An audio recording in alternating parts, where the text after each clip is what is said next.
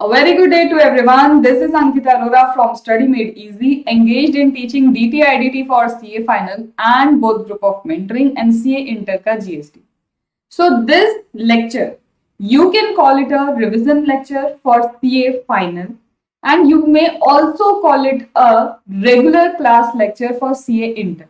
तो CA final के students हो या फिर सीए इंटर के स्टूडेंट हो, वो बेसिकली इस पूरे लेक्चर को ध्यान से देखेंगे तो they would be able to understand place of supply properly. लेकिन जहां से क्लैरिफिकेशन का पार्ट स्टार्ट होता है, प्लेस ऑफ सप्लाई में कुछ क्लैरिफिकेशंस देखे रखे हैं एंड आगे हम पढ़ेंगे सेक्शन नंबर 13 सब सेक्शन 3 जो प्लेस ऑफ सप्लाई का दे के रखा है, वो section number 13 sub section number 13 और साथ में आपका क्लैरिफिकेशन वाला जो पार्ट है, जहां मैं आपको बता दूंगी कि यहाँ से सीए इंटर के स्टूडेंट्स को इसे बिल्कुल नहीं देखना है तो वो नहीं देखेंगे, बिकॉज सिर्फ उतना ही पार्ट है जो सीए फाइनल में एक्स्ट्रा है और सीए इंटर में यू वोंट फाइंड इट। तो ये रिविजन लेक्चर भी है और इन डिटेल लेक्चर भी है, तो ये 1-1.5 घंटे का लेक्चर जिसमें मैं आपको ओवरऑल टोटल कॉन्सेप्ट समझा रही हूँ प्लेस ऑफ सप्लाई के। तो जिन्होंने मेरी सीए फाइनल की रेगुलर क्लास में भी इसको मिस किया है डे 1 के लेक्चर को, उनके लिए भी रेलिवेंट होगा। सीए इंटर के लिए भी ये रेगुलर जैसा ही लेक्चर होगा, तो दोनों ही इसे बिना किसी टेंशन यूज कर सकते हैं because content is same in CA inter and CA final except clarification का पार्ट, और एक आपका मेडिकल वाला कुछ आएगा जो आगे मैं बता दूंगी कि सीए इंटर वाले को नहीं देखना। इसी के साथ we will start with the video for place of supply. Now coming to the details of the place of supply. Ma'am what do you mean by place of supply? Place of supply का मतलब क्या होता है? तो place of supply का मतलब ये है कि मुझे ये तो पता करना होगा कि सप्लाई किस जगह पे हुआ है। सप्लाई किस जगह पे हुआ है, that means place of supply क्या है। Why I need to know कि मैम प्लेस ऑफ सप्लाई क्या है, बिकॉज आपको मैंने एक चीज समझाई थी कि अब जो हमारा जीएसटी है ना, जीएसटी है हमारा डेस्टिनेशन बेस्ड टैक्स। जीएसटी क्या है मेरा? जीएसटी मेरा डेस्टिनेशन बेस्ड टैक्स है। मैम डेस्टिनेशन बेस्ड टैक्स का क्या मतलब है? डेस्टिनेशन बेस्ड टैक्स का ये मतलब है कि जहां पे गुड्स या फिर जहां पे सर्विस को यूज किया जाएगा वो वाली स्टेट को क्या है, अथॉरिटी दी गई है कि वो रेवेन्यू कलेक्ट करेंगे। मैं महाराष्ट्र से अगर एमपी में गुड्स सेल करूं तो एमपी में इसका मतलब वो गुड्स क्या होंगे, यूज होंगे, या फिर सर्विस दूं तो इसका मतलब एमपी में वो सर्विस को क्या किया जा रहा है, यूज किया जा रहा है। तो दैट मीन्स कि एमपी क्या है, मेरा डेस्टिनेशन है। तो डेस्टिनेशन एमपी है, तो एमपी की गवर्नमेंट को ये राइट है कि वो जीएसटी कलेक्ट कर सकते हैं। तो यहाँ पे मुझे जानना जरूरी है प्लेस ऑफ सप्लाई क्या है। रीजन नंबर 1 ये है। रीजन नंबर 2, जब दो स्टेट्स इन्वॉल्व होती हैं, जब क्या होता है, दो स्टेट्स इन्वॉल्व होती है, उसको मैं बोलती हूँ इंटर स्टेट सप्लाई। उसे हम क्या बोलते हैं? Inter state supply in common language. और अगर सेम स्टेट में ये सब चल रहा है तो उसको हम क्या बोलते हैं? Intra state supply. तो जब इंटर स्टेट सप्लाई होता है मुझे आईजीएसटी कलेक्ट करना होता है, और जब इंट्रा स्टेट सप्लाई है मुझे सीजीएसटी, एसजीएसटी या फिर यूटीजीएसटी को क्या करना होता है? कलेक्ट करना होता है।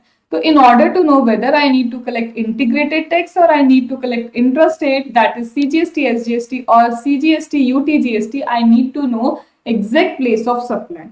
अब प्लेस ऑफ सप्लाई आप कैसे देखते हो? प्लेस ऑफ सप्लाई देखने के लिए आपको देखना होता है, सबसे पहले मैं समझाती हूँ इंटरस्टेट सप्लाई क्या है, जो ऑलरेडी हम पहले डिस्कस कर चुके हैं। इंटरस्टेट सप्लाई मतलब आपके जो सप्लायर की लोकेशन है, that is LOS, location of supplier, and place of supply, location of supplier and place of supply दोनों क्या होंगे? दो डिफरेंट स्टेट हो सकते हैं या फिर दो डिफरेंट यूनियन टेरिटरी होंगी। तो सप्लाई करने वाला कहीं और है और सप्लाई जहां हो रहा है वो कहीं और है, इसे हम बोलते हैं इंटर स्टेट सप्लाई। इसी में इंक्लूड होता है अगर आप एसईजेड यूनिट को कुछ दे रहे हो या एसईजेड यूनिट आपको कुछ ट्रांसफर करता है, सप्लाई करता है, इसे भी इंटरस्टेट सप्लाई बोलते हैं। और इसी के साथ अगर एक्सपोर्ट किया है तो export is also considered as interstate supply. Intrastate supply का क्या मतलब होता है? इंट्रास्टेट सप्लाई का मतलब अगर आपका location of supplier and place of supply जो है अगर आपका location of the supplier and place of supply दोनों सेम स्टेट में है, दोनों क्या है, सेम स्टेट में है, तो then it is considered to be a intra state supply. इसे हम क्या बोलते हैं, इंट्रा स्टेट सप्लाई। तो whether you do the definition of inter state supply, whether you do the definition of intra-state supply, have you noticed हमको देखना होता है location of the supplier and place of supply। अब ये place of supply हम कैसे देखेंगे, तो ये place of supply के लिए ही हमें क्या दे के रखा है, ये entire chapter बताएगा कि अलग अलग situation में आपका place of supply क्या हो सकता है। So when I come to place of supply goods का भी होता है, yes, place of supply service के रिस्पेक्ट में भी होता है। Place of supply with respect to goods भी है, place of supply with respect to service भी है। अब इन गुड्स को आप इंडिया में मतलब डोमेस्टिक सेल्स भी कर सकते हो, और इन गुड्स के आप क्या कर सकते हो, आउट ऑफ इंडिया मतलब एक्सपोर्ट भी कर सकते हो। सिमिलरली सर्विस में भी क्या होगा, डोमेस्टिक नेचर का सप्लाई हो सकता है एंड आउटसाइड भी क्या हो सकता है, सप्लाई हो सकता है। बट इसको सर्विस वाले का कुछ चेंजेस हैं जो मैं आगे जाके इसको कर दूंगी और तुम्हें समझाऊंगी कि कब हमें ये सेक्शन लगाना है या कब वो सेक्शन लगाना है, जो आगे आएगा मैं उसके हिसाब से आपको समझाऊंगी। तो बेसिकली ना 4 सेक्शन में डिवाइडेड है मेरा place of supply. Entire chapter my place of supply is divided into particularly 4 sections. एक हो गया मेरा सेक्शन जिसमें आप इंडिया में ही गुड्स को क्या करते हो, सप्लाई करते हो। एक सेक्शन हो गया जब आप इंडिया के बाहर गुड्स को सप्लाई कर रहे हो। एक मेरा सेक्शन है सर्विस के रिस्पेक्ट में जब इंडिया चल रहा हो, और एक और है मेरा सर्विस के रिस्पेक्ट में जब कहीं ना कहीं कुछ तो इंडिया के बाहर जा रहा है, और वो क्या इंडिया के बाहर जा रहा है हम देख लेंगे। So basically it is section number 11, section number 12, section number 13 and section number 14। हमारा सेक्शन नंबर 11 है, हमारा सेक्शन नंबर 12 है, सेक्शन नंबर 13 है एंड सेक्शन नंबर क्या है, 14 है। अब यहाँ पे मेरी बात को समझने की कोशिश करना कि when it comes to section number 11 ये बात करता है अगर गुड्स का सप्लाई आपने अदर देन आउटसाइड इंडिया किया, मतलब इंडिया में ही गुड्स का सप्लाई कर रहे हो, तो इसमें कुछ 5 केसेस कवर किए हुए हैं और उसके हिसाब से बताया कि कब माना जाएगा कि प्लेस ऑफ सप्लाई किस प्लेस पे हुआ है। एक्सपोर्ट के केस में सिर्फ 2 केसेस कवर हैं, तो मैं अगले 7 to 8 मिनट्स में इन 2 केसेस को आपको कंप्लीट करा रही हूँ, 2 सेक्शन को, that is section number 11 and section number 12 that is related to your place of supply. When we do the chapter for place of supply, तो सबसे common question, do we need to learn the sections? Yes, यहाँ पे सिर्फ section 11, 12, 13, 14 अगर आपने learn कर लिया that is more than sufficient, उतना ही आपको लर्न करना है।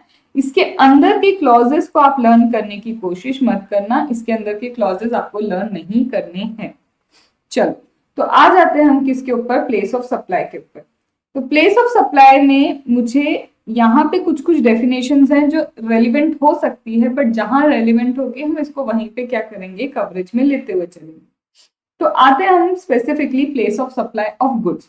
तो यहाँ पे ऑलरेडी हाईलाइटेड है, place of supply of goods other than supply of goods imported into or exported from India, other than the supply of goods imported into, that is imported into or exported from India। तो place of supply किस चीज के respect में, place of supply we have to consider what, place of supply of goods other than supply of goods imported into or exported from India। ठीक है, तो अभी हम एक्सपोर्ट और इंपोर्ट की बात कर रहे हैं क्या, यहाँ पे नहीं कर रहे। तो यहाँ पे पहला सेक्शन मेरा क्या आता है, यहाँ पे बोलते हैं सब सेक्शन का पहला क्लोज बोलता है कि क्या गुड्स का मूवमेंट है।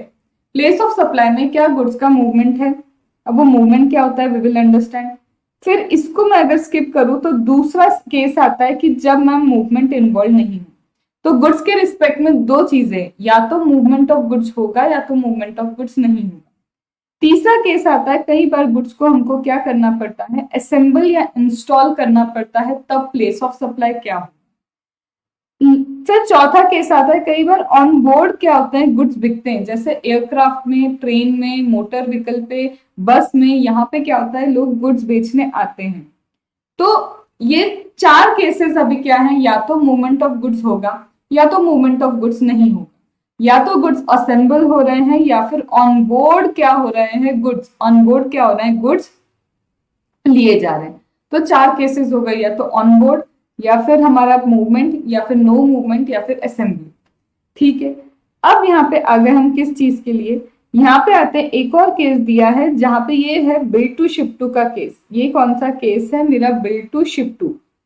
अब ये बिल टू शिप टू का केस क्या होता है, बिलिंग किसी और के नाम पे और शिपिंग किसी और को होती है। समझेंगे सभी डिटेल में, बट मेरे दिमाग में ये है कि I have to get one thing registered कि when it is section number 10, when it is what, section number 10। I guess मैंने यहाँ 11 12 13 14 लिख दिया, जो गलत है, ये गलत है, 10 11 12 13 है।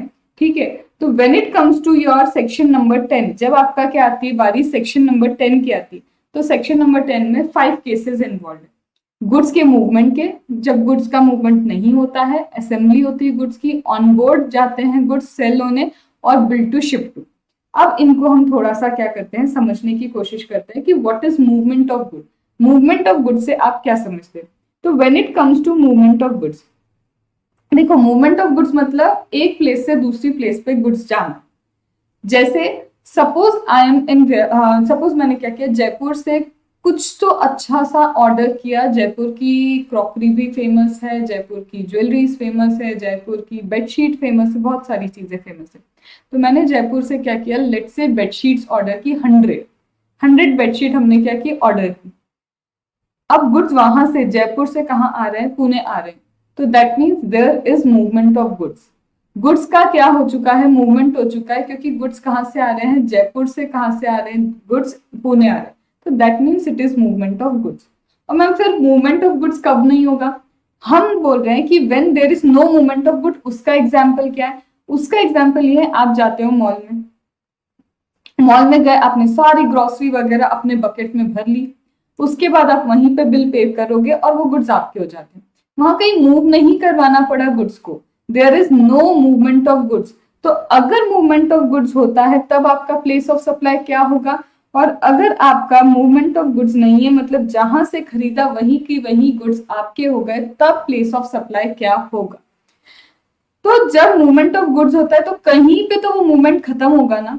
जब मूवमेंट ऑफ गुड्स होता है तो वो मूवमेंट ऑफ गुड्स कहीं तो होगा कि बस फिनिश हो गया। तो अब हम नोटिस करते हैं कि वो मूवमेंट ऑफ गुड्स कहाँ खत्म हुआ, तो बोलते हैं कि प्लेस ऑफ सप्लाई क्या होगा, तो बोलते हैं प्लेस ऑफ सप्लाई उन गुड्स का होगा location of goods at the time movement of goods terminate for delivery to recipient. तो बोलते हैं जब प्लेस ऑफ सप्लाई, जब मूवमेंट ऑफ गुड्स है, तो मूवमेंट ऑफ गुड्स के केस में आप चेक करो कि मूवमेंट कब टर्मिनेट हो रहा है फॉर डिलीवरी टू रिसिपिएंट। यहां बोलते हैं रिसिपिएंट को गुड्स डिलीवर करें और डिलीवरी करते वक्त उसका मूवमेंट कहां पे टर्मिनेट होता है, तो जहां पे गुड्स का मूवमेंट टर्मिनेट हो रहा है फॉर डिलीवरी टू रिसिपिएंट, उसी को हम क्या बोलेंगे, प्लेस ऑफ सप्लाई। तो मेरा पहला प्लेस ऑफ सप्लाई क्या हुआ, delivery, termination of movement of goods for delivery to recipient. अब रिसिपिएंट कौन है, तो रिसिपिएंट वो होता है, जो मैंने पहले भी सिखाया था, रिसिपिएंट वो पर्सन है जो कंसिडरेशन पे करता है। और अगर मैम पर्सन ने कंसिडरेशन ही नहीं पे किया, तो जिसको या तो गुड्स रिसीव हो रहे हैं या सर्विस रिसीव हो रही है, उसी को क्या बोलते हैं, हम रिसिपिएंट बोलते हैं। तो कंसिडरेशन पे करने वाले पर्सन को अगर आप क्या देते हो, गुड्स पहुंचाते हो, तो मैंने पैसे भरे 100 बेडशीट के, गुड्स मेरे पास आ रहे हैं, तो मेरे पास आके उनका मूवमेंट टर्मिनेट हो जाता है, तो प्लेस ऑफ सप्लाई क्या है, पुणे में मूवमेंट टर्मिनेट हुआ है, तो that is place of supply. क्या ये बात समझ में आ गई। अब इसके एक और एग्जाम्पल आ सकता है। अब वो एग्जाम्पल क्या है, मैं कहाँ पे हूँ, अगेन मैं हूँ पुणे में। ठीक है, मैंने एक बढ़िया सा ये है गुड्स, इसको क्या किया, ऑर्डर किया, कहाँ से, अमेजोन से। मैंने क्या किया, अमेजोन से इन गुड्स को ऑर्डर किया। मैंने कहाँ पे ऑर्डर किया, मैंने अमेजोन से इन गुड्स को ऑर्डर किया, और ये गुड्स कहाँ पहुंचने चाहिए थे, एमपी में पहुंचने चाहिए। ठीक है, देने वाला कहाँ पे है, देने वाला जयपुर में, तो मैं, मेरा लोकेशन ऑफ द सप्लायर तो क्या हो गया, जयपुर। ठीक है, प्लेस ऑफ सप्लाई क्या है, प्लेस ऑफ सप्लाई देखना है मुझे, क्योंकि मैं हूं कहाँ पे, पुणे में। मैं कहाँ पे हूँ, पुणे में। प्लेस ऑफ सप्लाई क्या होगी, पुणे या एमपी, क्योंकि मैंने पुणे में रह के ऑर्डर किया, ऑर्डर तो मैंने पुणे में किया, बट गुड्स मेरे पहुंचने कहाँ चाहिए, एमपी में, क्योंकि मैंने जो एड्रेस लिखा है ना, वो एड्रेस लिखा है एमपी का। तो मैम जब मूवमेंट ऑफ गुड्स होता है तो आपने कहा कि when there is movement of goods, तो आप क्या करोगे, ये चेक करोगे कि कहाँ पे मूवमेंट ऑफ गुड क्या होता है, टर्मिनेट होता है। कहाँ पे क्या होता है, मूवमेंट ऑफ गुड्स क्या होता है, टर्मिनेट होता है फॉर डिलीवरी टू रिसिपिएंट। आपने ये बोला where the movement of the goods terminate for delivery to recipient. तो अब इस केस में मैम पैसा किसने दिया, यहाँ पुणे में बैठे आपने। गुड्स कहाँ पे पहुंच रहे हैं, आपकी सपोज करो सिस्टर है, ठीक है, आपने आपकी सिस्टर के लिए गिफ्ट खरीदा और वो एमपी में गुड्स पहुंच रहे हैं। मैम रिसिपिएंट यहाँ पे है, क्योंकि आपने कहा कि रिसिपिएंट मतलब पर्सन जो क्या कहता है, क्या करता है, कंसिडरेशन पे करता है।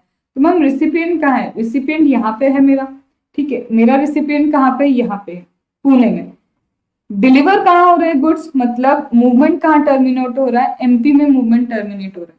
तो मैम अब पुणे आएगा आपका प्लेस ऑफ सप्लाई या एमपी आएगा आपका प्लेस ऑफ सप्लाई। तो जब भी आप क्या करते हो ना, अमेजोन से ऑर्डर करते हो तो आपको डिलीवरी एड्रेस लिखना होता है। अमेजोन से जब आप ऑर्डर करते हो आप क्या करते हो, आपका डिलीवरी एड्रेस लिख के चलते हो। डिलीवरी एड्रेस आपने क्या लिखा होगा, एमपी का लिखा होगा। बट मैम अब मूवमेंट ऑफ गुड्स तो एमपी में टर्मिनेट हो रहा है, लेकिन रिसिपिएंट तो यहाँ पे है, तो हमारा तो ये बात गलत हो गई ना, where the movement of goods terminate for delivery to recipient, recipient कहीं और, डिलीवरी कहीं और। तो एक चीज याद है तुमको, यहाँ पे प्लेस ऑफ सप्लाई एमपी ही होगा क्योंकि मूवमेंट यहाँ टर्मिनेट हुआ। और रिसिपिएंट के केस में मैंने ये तो जरूर बोला है कि रिसिपिएंट वो पर्सन होता है जो क्या पे करता है, कंसिडरेशन पे करता है। बट अगर मैं फिर कंसिडरेशन की डेफिनेशन में आऊं तो तुम्हें याद है क्या लिखा है, consideration could be paid by same person और it could be paid by a third person. Consideration एक थर्ड पर्सन भी पे कर सकता है। तो यहाँ पे ओवरराइड क्या किया, termination of movement of goods, क्योंकि खुद डेफिनेशन बोलती है कि कंसिडरेशन तो थर्ड पर्सन भी पे कर सकता है। तो ऐसे केस में अगर कोई क्वेश्चन आए जिसमें आपको दिख रहा है रिसिपिएंट कहीं और है लेकिन डिलीवरी एड्रेस हमने लिख के रखा है कि डिलीवरी सपोज करो एमपी गुजरात कहीं पे भी हो सकती है, तो वहां ये मत लिखना कि Pune is the place of supply, क्योंकि यहाँ पे खुद यहाँ पे आपका डिलीवरी एड्रेस क्या लिखा हुआ है, डिलीवरी एड्रेस एमपी लिखा हुआ है। और रिसिपिएंट जो है भले ही कंसिडरेशन पे करने वाला पर्सन है, लेकिन कंसिडरेशन की डेफिनेशन ये बोलती है कि थर्ड पर्सन भी डेफिनेशन पे कंसिडरेशन पे कर सकता है। तो यहाँ पे ओवरराइड करेगा मेरा डिलीवरी टू रिसिपिएंट वाला, डिलीवरी का टर्मिनेशन ऑफ मूवमेंट वाला पार्ट मेरा ओवरराइड हो जाएगा।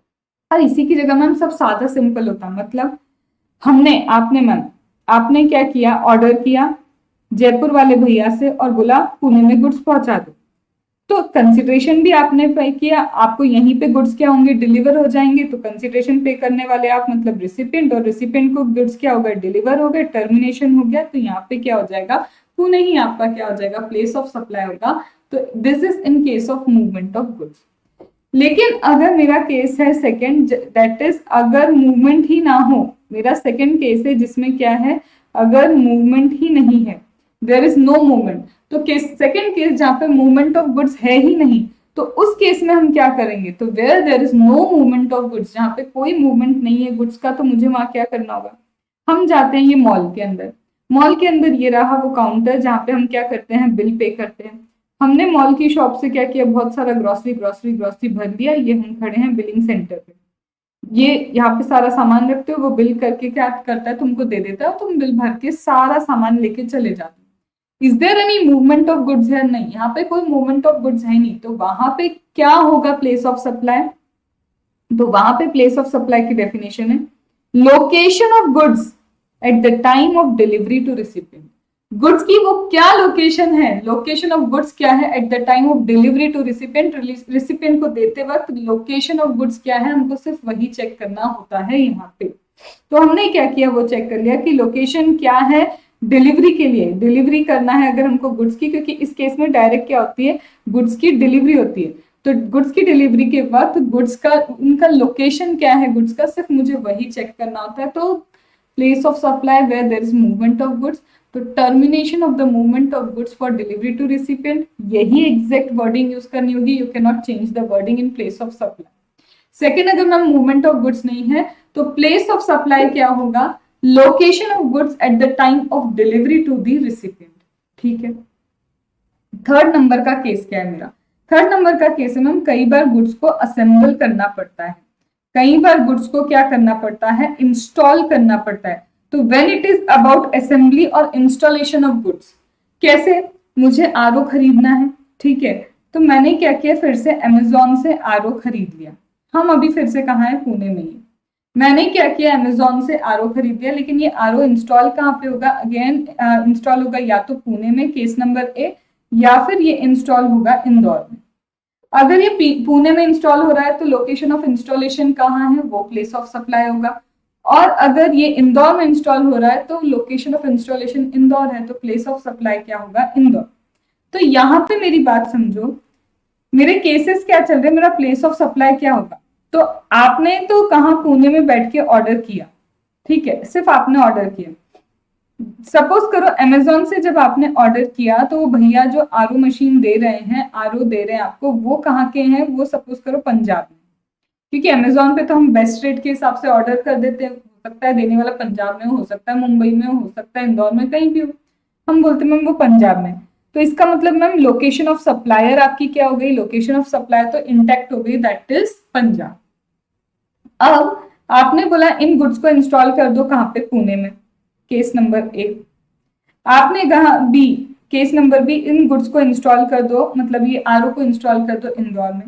सी, हो सकता है पुणे में बैठ के पंजाब के लिए ही क्या कर रहे हो, अपने किसी रिश्तेदार के लिए क्या कर रहे हो, आरओ ऑर्डर कर रहे हो, तो आपने बोला इसको इंस्टॉल कर दो भाई पंजाब में। तो आपने इंस्टॉलेशन बता दिया, या तो पुणे में होना चाहिए या तो इंदौर में या फिर पंजाब में। तो ma'am location of the supply तो पंजाब हो गई। प्लेस ऑफ सप्लाई क्या होगा, क्योंकि इंस्टॉलेशन पुणे में हुआ है तो प्लेस ऑफ सप्लाई भी पुणे होगा। और मैम यहाँ पे 2 स्टेट्स इन्वॉल्व हो गई, तो ये हो गया मेरा इंटर स्टेट सप्लाई, और इंटर स्टेट सप्लाई है तो आपको आईजीएसटी अप्लाई करना होगा। सिमिलरली मैम पंजाब से गुड्स आए इंस्टॉल तो इंदौर में हुआ, यहाँ पे भी 2 स्टेट्स इन्वॉल्व है, तो यहाँ पे भी आपका आईजीएसटी आएगा क्योंकि ये इंटर स्टेट सप्लाई है। लेकिन अगर आप ऑर्डर भले ही पुणे से कर रहे हो और आप पुणे की जगह, पुणे नहीं पंजाब में इंस्टॉलेशन करा रहे हो, तो ये तो एक ही स्टेट है, यहाँ पे स्टेट सेम है, तो यहाँ पे क्या लगेगा, सीजीएसटी आपका और एसजीएसटी एप्लीकेबल होगा, because it is same state, और सेम स्टेट में हम इसको बोलते हैं इंट्रा स्टेट सप्लाई। इसको हम क्या बोलते हैं, इंट्रा स्टेट सप्लाई बोलते हैं। Understood? So this is with respect to कि कैसे हम जज करते हैं प्लेस ऑफ सप्लाई क्या है, और place of supply and location of supply, और अगर सेम स्टेट में आता है तो इंट्रा है, अदरवाइज ये जाता क्या है, इंटर बन जाता है।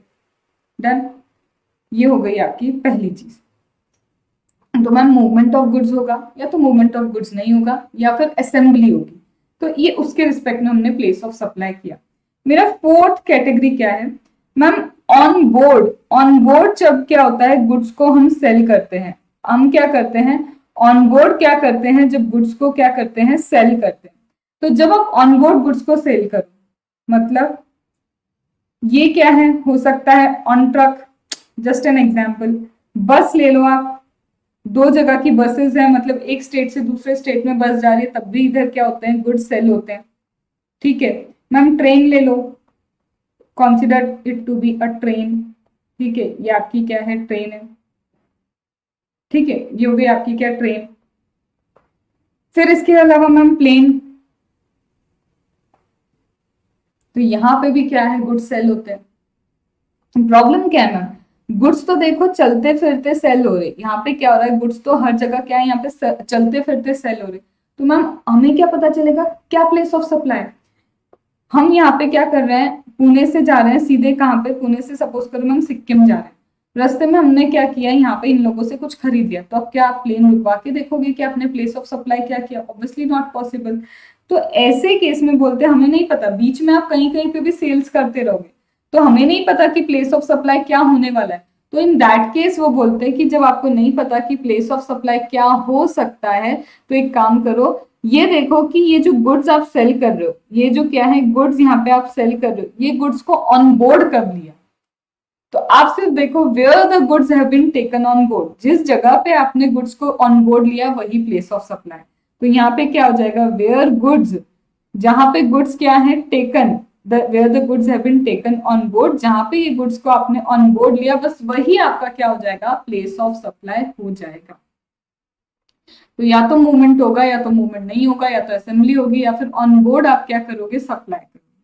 अब लास्ट हमारा आता है bill to ship to model. Last हमारा जो एक्चुअल में यहाँ पे क्लॉज नंबर 2 है, क्लॉज बी है, लेकिन मैंने सिंप्लिसिटी के लिए 5 केस बनाए हैं, क्योंकि हमें सिर्फ सेक्शन याद रखना है। सेक्शन नंबर 10 गुड्स के लिए है, उसके अंदर के क्लॉज याद रहे तो बहुत अच्छा, नहीं याद है तो भी कोई बात नहीं, ठीक है।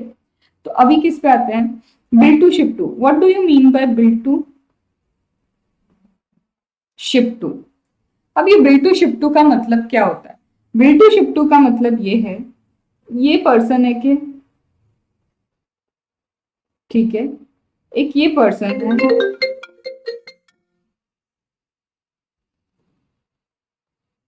So what is your bill to ship to model? अब बिल टू शिप टू का क्या है, ये एक पर्सन है, ये भी कोई एक पर्सन है, और ये भी क्या है, कहीं ना कहीं एक पर्सन है। अब क्या हुआ, हमने, ये है जयपुर, हम फिर से कहा मैम पुणे में, और ये क्या है, इंदौर। यहां पे क्या हुआ, हमने क्या किया, गुड्स खरीदे जयपुर वाले भैया से। हमने क्या किया, जयपुर वाले भैया से गुड्स खरीदे। सपोज करो मैंने वही 100 बेडशीट खरीदी, मैंने क्या किया, 100 बेडशीट जयपुर वाले भैया से खरीदी। अब जयपुर वाले भैया ने जब मुझे 100 बेडशीट खरीदी, मैंने कहा पुणे पहुंचा दो, पहुंचा दो, तो वो पहुंचा ही रहे थे, ठीक है, अभी रास्ते में ही है, वो क्या कर रहे थे, पहुंचा ही रहे थे, रास्ते तक आ ही रहे थे, या फिर पहुंचाने वाले ही थे, या फिर ये बेडशीट यहीं रखी, वो पहुंचाने ही वाले थे। इतने में मुझे क्या हुआ, इंदौर से एक कॉल आया, ठीक है, इंदौर से कॉल आया, बोले कि 70 बेडशीट हमें चाहिए। तो मैंने कहा यार अब ये जयपुर वाले भैया को बोलूं मैं कि पहले पुणे दो, फिर पुणे से मैं क्या करूं, इंदौर पहुंचाऊं, इससे अच्छा मैं क्या बोलूं उनको कि आप एक काम करो, डायरेक्टली इंदौर पहुंचा दो 70 बेडशीट्स। तो यहाँ पे क्या हुआ, बिल तो मुझे ही भरना है, इसका बिलिंग तो मुझे ही करना है। इन्होंने मुझे बिल भेज दिया कि ये लो भैया तुम्हारी 100 बेडशीट, एक बेडशीट 1000 रुपए की है, तो उन्होंने मुझे 1 लाख रुपीज का बिल भेज दिया।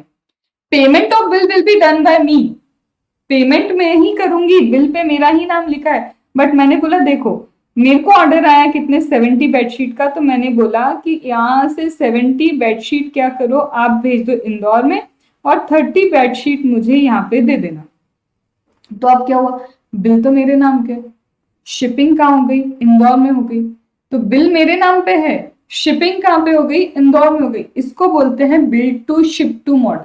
और होगा भी ऐसा, जनरली बिजनेस में यही होता है कि भाई मेरे को बिल भेज, वहां पे पहुंचा दे मेरा सामान, तो ये होता है बिल टू शिप टू। तो ये जो 70 बेडशीट है ना, 70 बेडशीट तो बिल टू शिप टू में कवर हो रही है, लेकिन 30 ये बेडशीट का याद है, मूवमेंट ऑफ गुड्स हो गया, एक जगह से दूसरी जगह गुड्स जा रहे हैं, that is movement of goods. तो 30 बेडशीट पे तुम रूल लगाओगे मूवमेंट ऑफ गुड्स वाला, और ये जो 70 बेडशीट है इसके लिए तुम बोलोगे bill to ship to model है।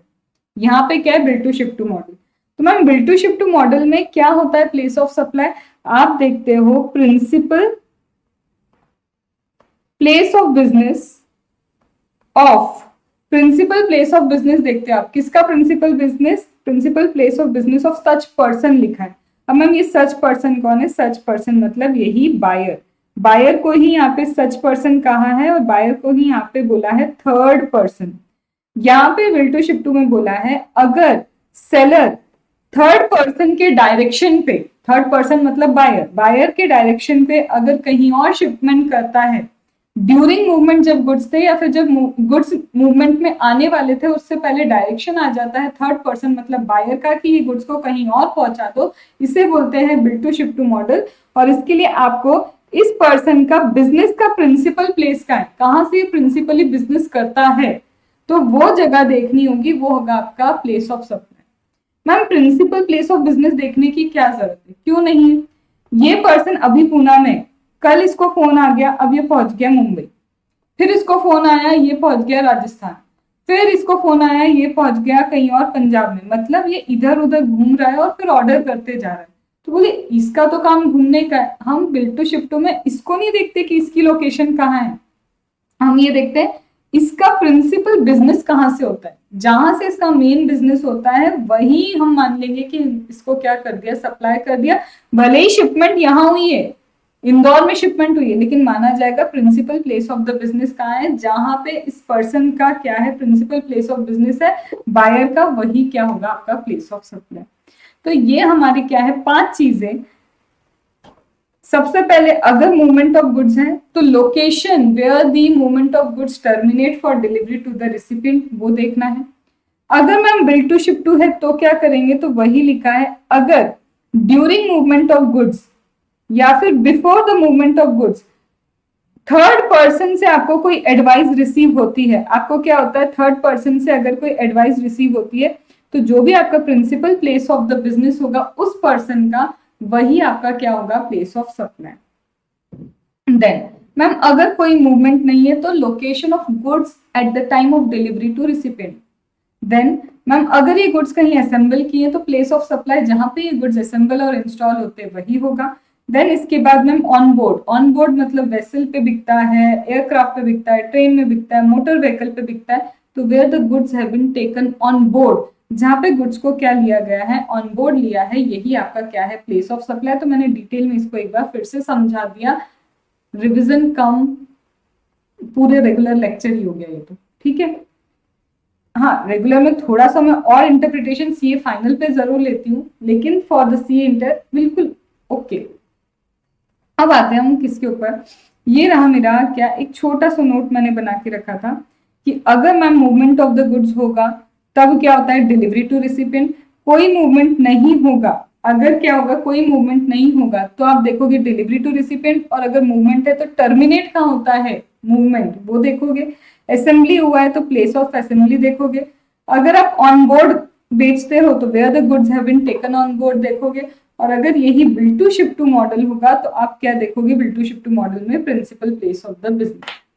अब आते हैं नेक्स्ट पे, अगर मैम हम एक्सपोर्ट या इंपोर्ट करें तो अगर एक्सपोर्ट करते हो तो ऑब्वियसली आउटसाइड इंडिया आपका क्या हो जाएगा प्लेस ऑफ सप्लाई, अगर आप एक्सपोर्ट करते हो तो place of supply outside India है, और इंपोर्ट करते हो तो इंपोर्टर की लोकेशन क्या हो जाएगी आपका प्लेस ऑफ सप्लाई।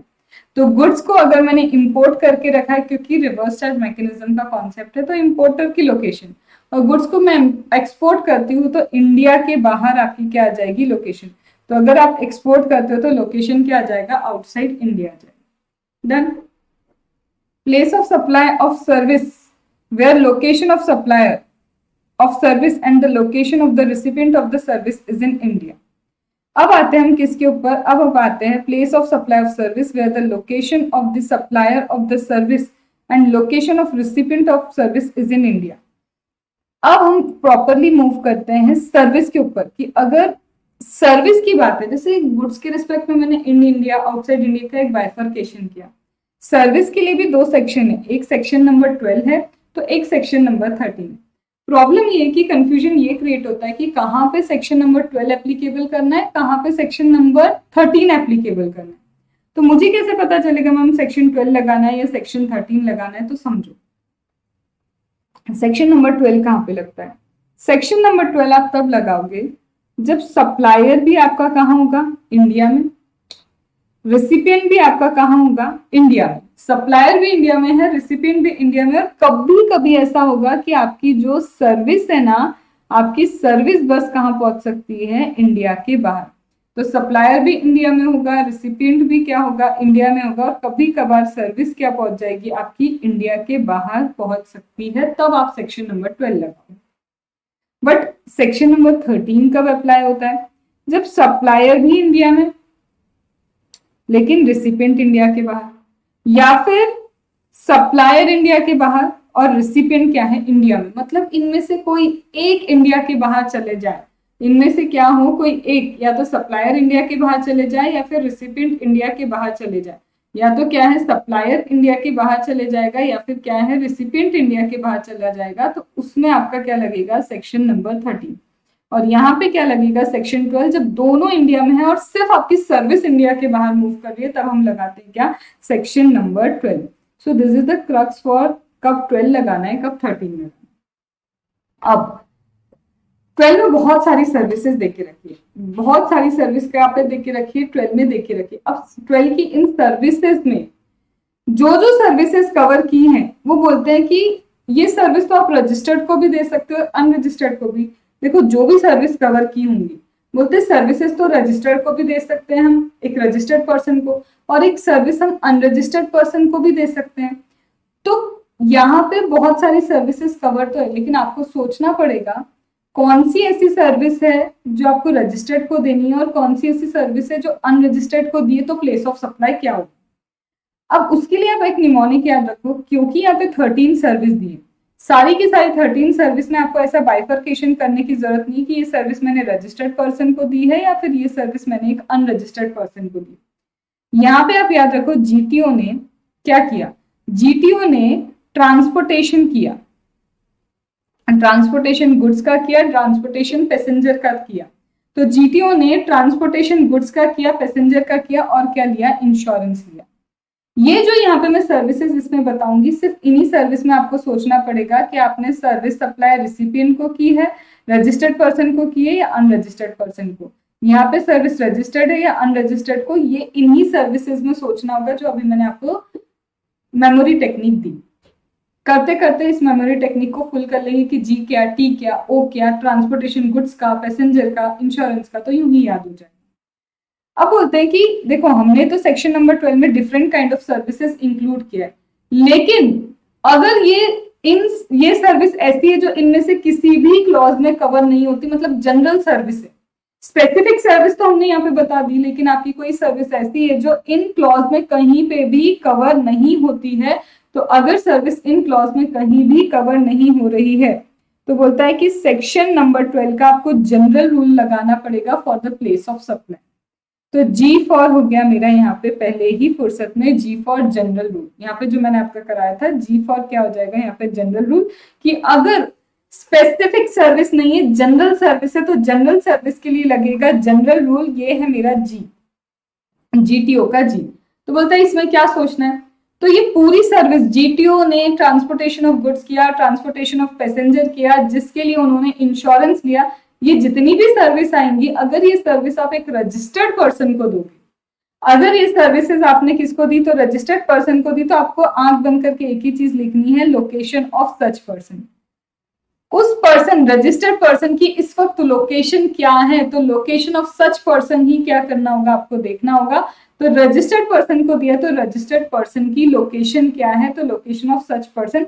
चाहे फिर आप जीटी के लिए बात करो, ओ के लिए बात करो, ट्रांसपोर्टेशन ऑफ गुड्स हो, ट्रांसपोर्टेशन ऑफ पैसेंजर हो, इंश्योरेंस हो, सब में यही लाइन है। तो if it is a registered person, it is location of such person. लेकिन अगर अनरजिस्टर्ड है तो हमें कुछ ना कुछ डायरेक्ट नेक्सेस ढूंढने पड़ेंगे, लिंक ढूंढनी पड़ेगी। तो अगर हमने क्या किया, ये जनरल सर्विस दी है अदर देन रजिस्टर्ड पर्सन को, तो किसी भी पर्सन को दे रहे हो बट वो रजिस्टर्ड पर्सन नहीं है। मतलब क्या है, रजिस्टर्ड पर्सन जिसका मतलब GSTIN आ चुका है, रजिस्टर्ड पर्सन वो जिसका GSTIN आ चुका है। तो मैम अदर पर्सन में कौन कवर हुए, वो पर्सन जो अभी रजिस्टर्ड नहीं हुए, टैक्सेबल पर्सन है, या फिर वो पर्सन जो अभी रजिस्ट्रेशन ही नहीं लेना है उसको, अनरजिस्टर्ड पर्सन। तो अगर आप किसी टैक्सेबल या अनरजिस्टर्ड पर्सन को सर्विस देते हो, मतलब एक अनरजिस्टर्ड पर्सन नहीं है, तो यहाँ पे देखो कि आपके पास उसका एड्रेस है ऑन रिकॉर्ड। अगर एड्रेस है तो वही क्या हो जाएगा, प्लेस ऑफ सप्लाई। लेकिन मैम हमारे पास अगर एड्रेस नहीं है तो सप्लायर की लोकेशन लेना पड़ेगा, क्योंकि कोई ऑप्शन ही नहीं है। तो अगर आपके पास एड्रेस है तो लोकेशन वही होगी रिसिपिएंट की, और अगर आपके पास एड्रेस नहीं है तो सप्लायर ऑफ द सर्विस की लोकेशन लेनी पड़ेगी। ये है मेरा G for general, G for general, और जनरल में मेरा क्या आ गया, ये प्लेस ऑफ सप्लाई। रजिस्टर्ड को दिया है तो आंख बंद करके location of such person, exact word लिखना पड़ेंगे, focusing on my wording, exact word लिखने पड़ेंगे प्लेस ऑफ सप्लाई में। लेकिन अगर ये क्या हुआ, अनरजिस्टर्ड पर्सन को गया, तो अनरजिस्टर्ड पर्सन की केस में क्या इनके पास हमारा एड्रेस है, अगर एड्रेस है रिसिपिएंट का तो लोकेशन ऑफ वही लोकेशन होगी। लेकिन अगर नहीं है एड्रेस तो लोकेशन ऑफ सप्लायर आपका क्या होगा, प्लेस ऑफ सप्लाई। तो this complete my ji for general rule GTO में, जिसमें रजिस्टर्ड अनरजिस्टर्ड सोचना। फिर आते हैं अगर मैम सर्विस इमूवेबल प्रॉपर्टी से रिलेटेड हुई, अगर कोई भी सर्विस आपकी किससे रिलेटेड हो रही है, इमूवेबल प्रॉपर्टी। अब इमूवेबल प्रॉपर्टी से रिलेटेड आर्किटेक्ट की सर्विस, इंजीनियर की सर्विस, इंटीरियर डेकोरेटर की सर्विस, तो कोई भी सर्विस, डेकोरेटर हो गया, इंजीनियर हो गया, आर्किटेक्ट हो गया, कोई एक्सपर्ट, कोई एजेंट, मतलब आपकी इमूवेबल प्रॉपर्टी से रिलेटेड कोई भी सर्विस है। अब इमूवेबल प्रॉपर्टी में हाउस बोट भी आता है, इमूवेबल प्रॉपर्टी में बिल्डिंग भी आती है। तो बोलते हैं अगर इमूवेबल प्रॉपर्टी से रिलेटेड आपकी क्या है, कोई भी सर्विस है, या फिर इमूवेबल प्रॉपर्टी में हमको एकोमोडेशन मिलता है, इमूवेबल प्रॉपर्टी जैसे हाउस बोट हो गया, क्लब हो गया, इसमें एकोमोडेशन मिलता है, या फिर इमूवेबल प्रॉपर्टी में हम रेंट वगैरह पे मिलती है for the marriage, for reception, या फिर किसी भी कल्चरल इवेंट के लिए, रिलीजियस इवेंट के लिए। तो अगर immovable property cultural religious event के लिए आपको मिलती है, ठीक है, या फिर क्या होता है, इमूवेबल प्रॉपर्टी का एकोमोडेशन मिलता है, या फिर क्या है, इमूवेबल प्रॉपर्टी जो है, इमूवेबल प्रॉपर्टी से रिलेटेड कोई भी सर्विस आप करते हो, तो मैम प्लेस ऑफ सप्लाई क्या होगा, तो इमूवेबल प्रॉपर्टी से रिलेटेड कोई भी सर्विस होगी तो प्लेस ऑफ सप्लाई होगा where the immovable property is located और इंटेंडेड टू बी लोकेटेड। तो प्लेस ऑफ सप्लाई मेरा क्या होगा, where the immovable property is located, या तो ऑलरेडी लोकेटेड है इमूवेबल प्रॉपर्टी, या फिर आपका इंटेंशन है इंटेंडेड टू बी लोकेटेड। अब इंटेंडेड क्या है और ऑलरेडी क्या है, मेरा घर ऑलरेडी बना हुआ है, मुझे इसके अंदर इंटीरियर डेकोरेशन कराना है, तो इमूवेबल प्रॉपर्टी मेरी लोकेटेड कहाँ है, ऑलरेडी लोकेटेड है। और मेरे को अभी घर कंस्ट्रक्ट करवाना है, अभी बना नहीं, मैं तो सिर्फ मैप बनवा रही हूँ और मैप बनवा के बोला यहाँ पे घर बनेगा, तो इंटेंडेड है कि मुझे घर बनवाना है, सपोज करो कहाँ पे, जयपुर में, तो मेरा place of supply where the property is intended to be located, मेरा प्लेस ऑफ सप्लाई वो होता है। तो मेरी इच्छा कहाँ है, मेरा प्लेस ऑफ सप्लाई क्या होगा, जहां मेरी immovable property intended to be located हो। हमको मैरिज के लिए गार्डन बुक करना, गार्डन हमको कहाँ पे मिला है, गोवा में, तो Goa is the place of supply, क्योंकि इमूवेबल प्रॉपर्टी लोकेटेड कहाँ पे है, गोवा के अंदर है, तो इसीलिए प्लेस ऑफ सप्लाई क्या हो गया, where the immovable property intended to be located और लोकेटेड। अब यहाँ पे थोड़ी सी मेरी बात को और डिटेल में समझने की कोशिश करना कि मैम इमूवेबल प्रॉपर्टी जो है, मेरा जो है इमूवेबल प्रॉपर्टी, उसमें आपने क्या बोला, प्लेस ऑफ सप्लाई क्या होगा, जहां पे इमूवेबल प्रॉपर्टी लोकेटेड और इंटेंडेड टू बी लोकेटेड, और लोकेशन ऑफ सप्लायर, और एक आता है हमारा रिसिपिएंट। हम मैम कहाँ पे, पुणे में, फिर से हम कहाँ पे, ले देखे पुणे में तो है ही, तो अब वही बात करेंगे बाद में। अब पुणे से मैंने कॉल किया किसको, एक आर्किटेक्ट को, ठीक है, पुणे के ही आर्किटेक्ट को कॉल किया, पुणे में हूं, पुणे के ही आर्किटेक्ट को कॉल किया और बोला पूना में ही क्या करना है, एक property banana. Poona Poona Poona Poona, ma'am location of the supplier क्या है, सप्लायर मतलब मुझे सर्विस देने वाला आर्किटेक्ट का है मैम पुणे में।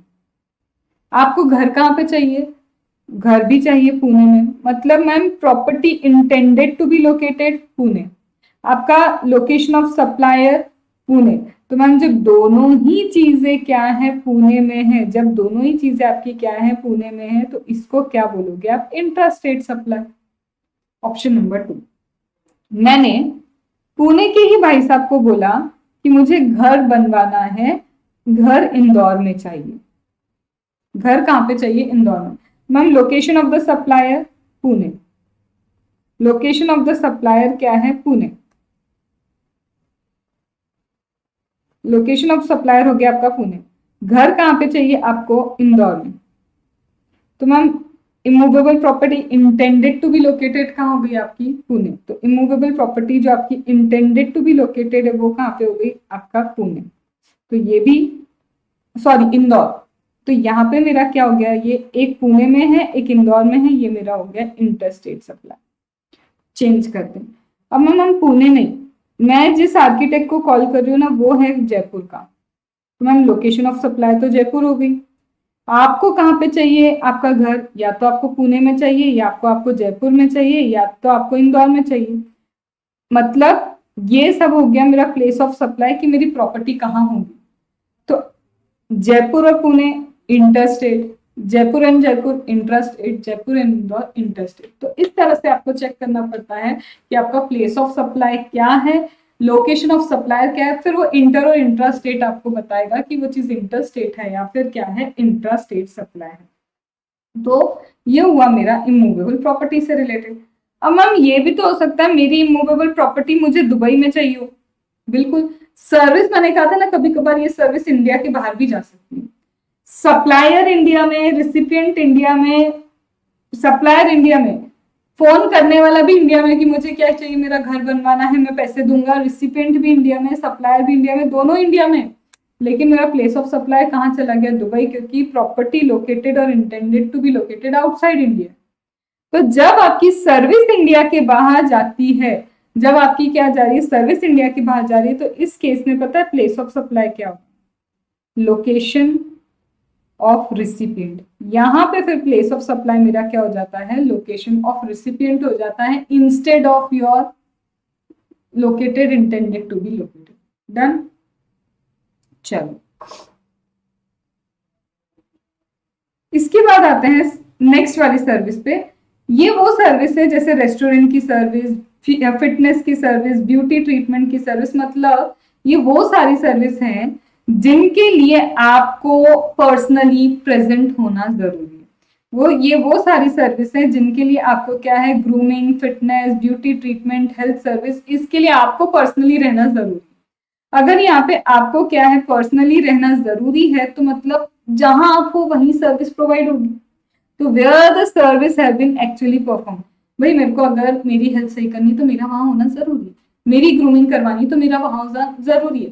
तो सर्विस एक्चुअली कहाँ पे परफॉर्म हो रही है, जहां पे आप हो।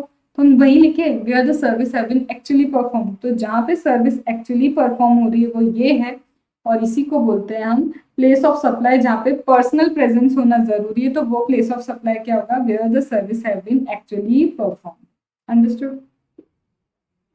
तो हमने जी फॉर जनरल किया, फिर इसके बाद इमूवेबल प्रॉपर्टी से रिलेटेड किया, और अब हमने जो कंप्लीट किया वो कौन सा है कि अगर आपका पर्सनल प्रेजेंस जरूरी है तो where the service have been actually performed, हम वो देखते हैं। तीन चीजें। अब मैंने कहा था एक होता है जी, एक होता है टी। टी आ गया मेरा, टी क्या है, training and appraisal service. Training देना किसी को, तो किसी को अगर आप ट्रेनिंग देते हो तो एक रजिस्टर्ड पर्सन को भी ट्रेनिंग दे सकते हो, एक अनरजिस्टर्ड पर्सन को भी क्या दे सकते हो, ट्रेनिंग दे सकते हो, राइट। तो आप एक रजिस्टर्ड एक अनरजिस्टर्ड दोनों को क्या दे सकते हो, ट्रेनिंग दे सकते हो। Now when it comes to registered को ट्रेनिंग देना, तो क्या था, location of such person, right. और अगर मैं अनरजिस्टर्ड को ट्रेनिंग दी तब क्या प्लेस ऑफ सप्लाई होगा, वो हम देखते हैं। तो यहाँ बोलते हैं कि अगर आप ट्रेनिंग देते हो तो रजिस्टर्ड और अनरजिस्टर्ड दोनों को क्या दे सकते हो, ट्रेनिंग दे सकते हो। और साथ में लिखा है and performance appraisal. Know what do you mean bye performance appraisal, जैसे मास्टर शेफ में जजेस आपके परफॉर्मेंस को अप्रेज करते हैं, डांस इंडिया डांस में जजेस जो होते हैं आपके परफॉर्मेंस को अप्रेज करते हैं, तो that is performance appraisal service.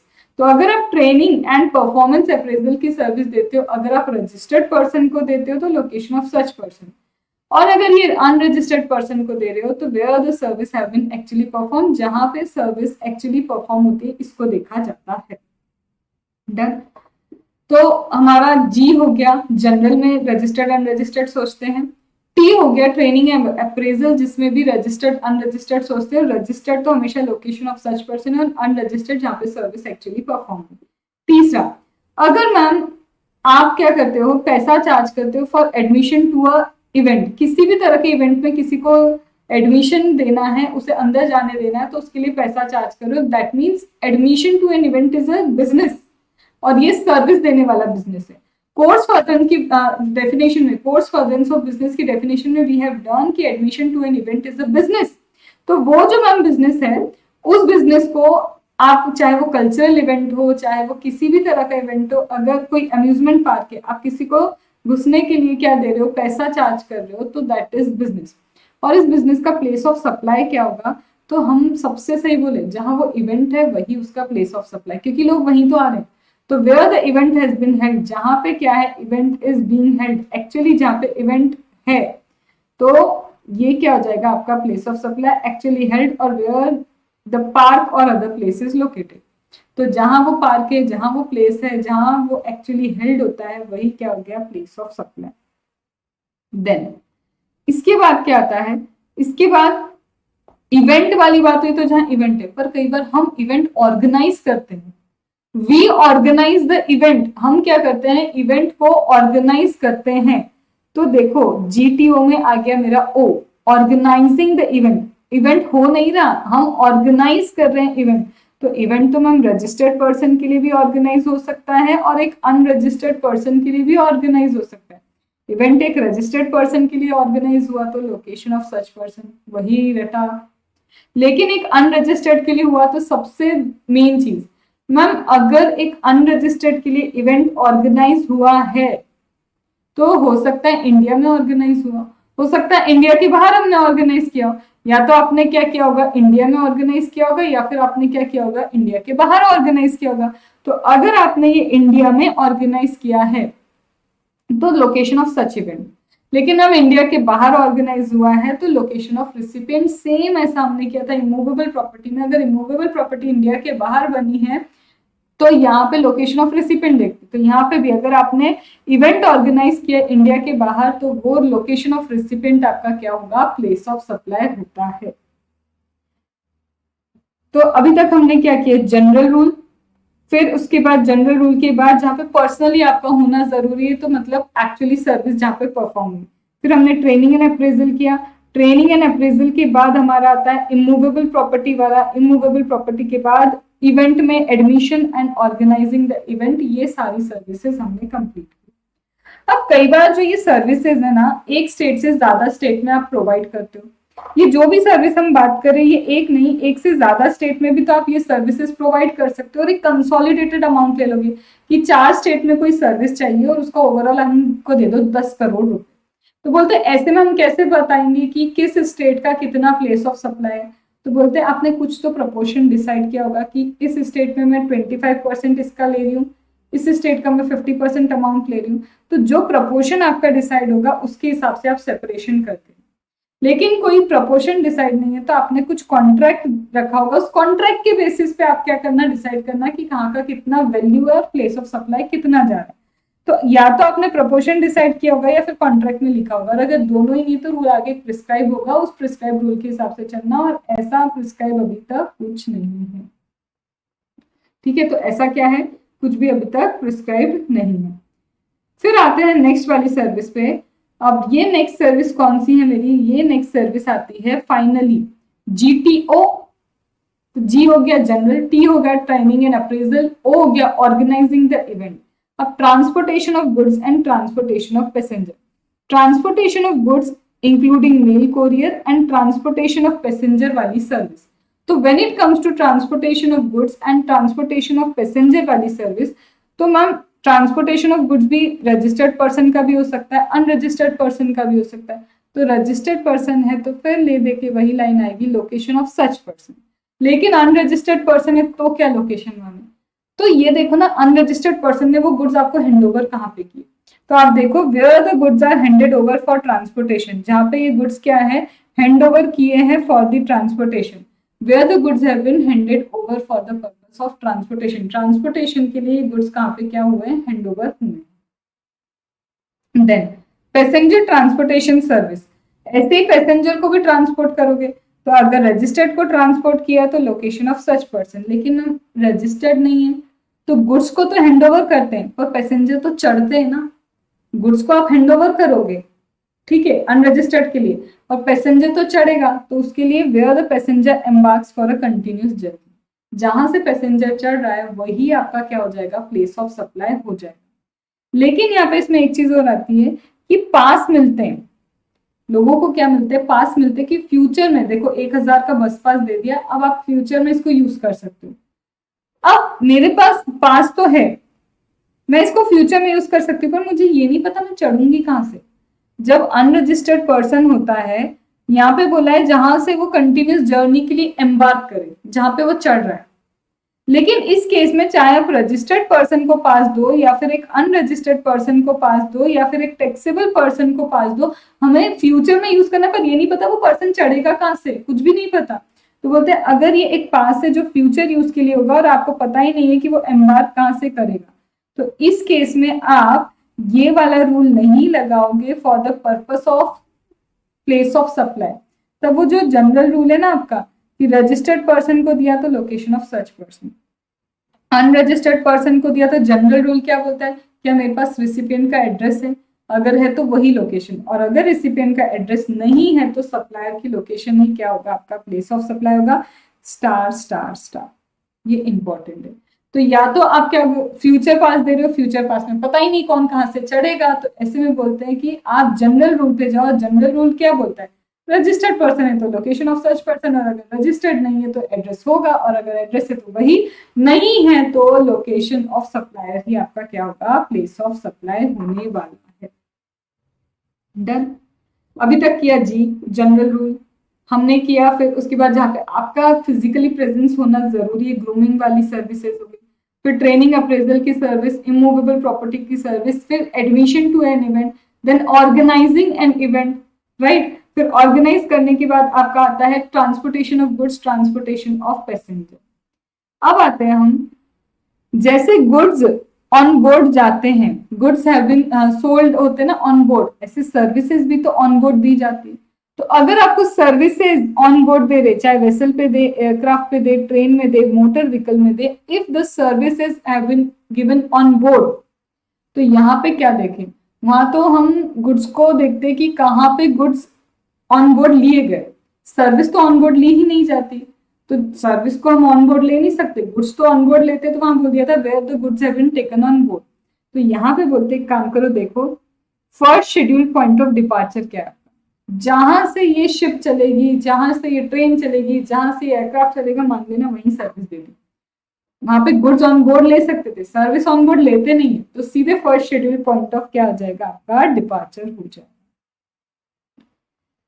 तो this are the 10 place of supply of service. अब ये इजी है। टेलीकम्युनिकेशन सर्विस बोलते हैं अगर आपको टेलीकम्युनिकेशन सर्विस प्रोवाइड की जाए, बट डू नॉट इग्नोर, यहाँ पे वाईफाई वाली सर्विस, केबल सर्विस, सब कुछ इंक्लूडेड है। दिखता सिर्फ हमको ध्यान में रहता है telecommunication, but it is not only about telecommunication service, it is also about data transfer, it is about broadcasting, it is about cable, it is about dish antenna, सब कुछ। तो बोलते हैं पहले जमाने ना इन सब चीजों के लिए, पहले जमाने में हमको सर्किट और क्या लगवाने पड़ते थे, वायर्स। तो अगर ये वही जमाना है कि हमको वायर्ड चाहिए, सर्किट वाली चीजें चाहिए, तो अगर आप वायर वगैरह लगवा रहे हो तो लोकेशन देखो कि जहाँ पे ये वायर लग रही है वही आपका प्लेस ऑफ सप्लाई। तो जहाँ पे ये फिक्स्ड लाइंस आ रही है, जहाँ पे क्या आ रहा है, ये फिक्स्ड लाइन आ रही है, तो उसी फिक्स्ड लाइन को आप क्या बोलोगे, वही फिक्स्ड लाइन जो आपकी होगी प्लेस ऑफ सप्लाई हो जाएगी, वही फिक्स लाइन आपका क्या हो जाएगा, प्लेस ऑफ सप्लाई। एक हो गया ये। दूसरा मैम प्रीपेड भी तो होती है चीजें, जैसे मोबाइल बिल और ये सब हम क्या है प्रीपेड पहले से ही पे करके रखते हैं, प्रीपेमेंट होता है, और एक मैम पोस्टपेड भी होता है। तो पोस्टपेड होगा तो पोस्टपेड बेसिस अगर होगा तो यार बिल देना है तो एड्रेस तो होगा ही ना तुम्हारे पास। तो पोस्टपेड है तो you would be having the location of the billing address of the recipient, तो रेसिपिएंट के बिलिंग एड्रेस की लोकेशन पक्का पक्का होगी ही आपके पास। लेकिन अगर ये मैम प्रीपेड हुआ, तो अगर ये प्रीपेड है तो भाई प्रीपेमेंट करते हो, मतलब आप वाउचर डलवाते हो, बैलेंस डलवाते हो, तो या तो वाउचर और बैलेंस डलवाने के लिए किसी सेलिंग एजेंट के पास जाओगे, किसी रीसेलर के पास जाओगे, किसी डिस्ट्रीब्यूटर के पास जाओगे, मतलब आप किसी के पास तो जाते हो ना इसको डलवाने के लिए, ठीक है। तो आप कहाँ जाओगे, या तो सेलिंग एजेंट या फिर रीसेलर या डिस्ट्रीब्यूटर, किसी के पास तो आप जाओगे।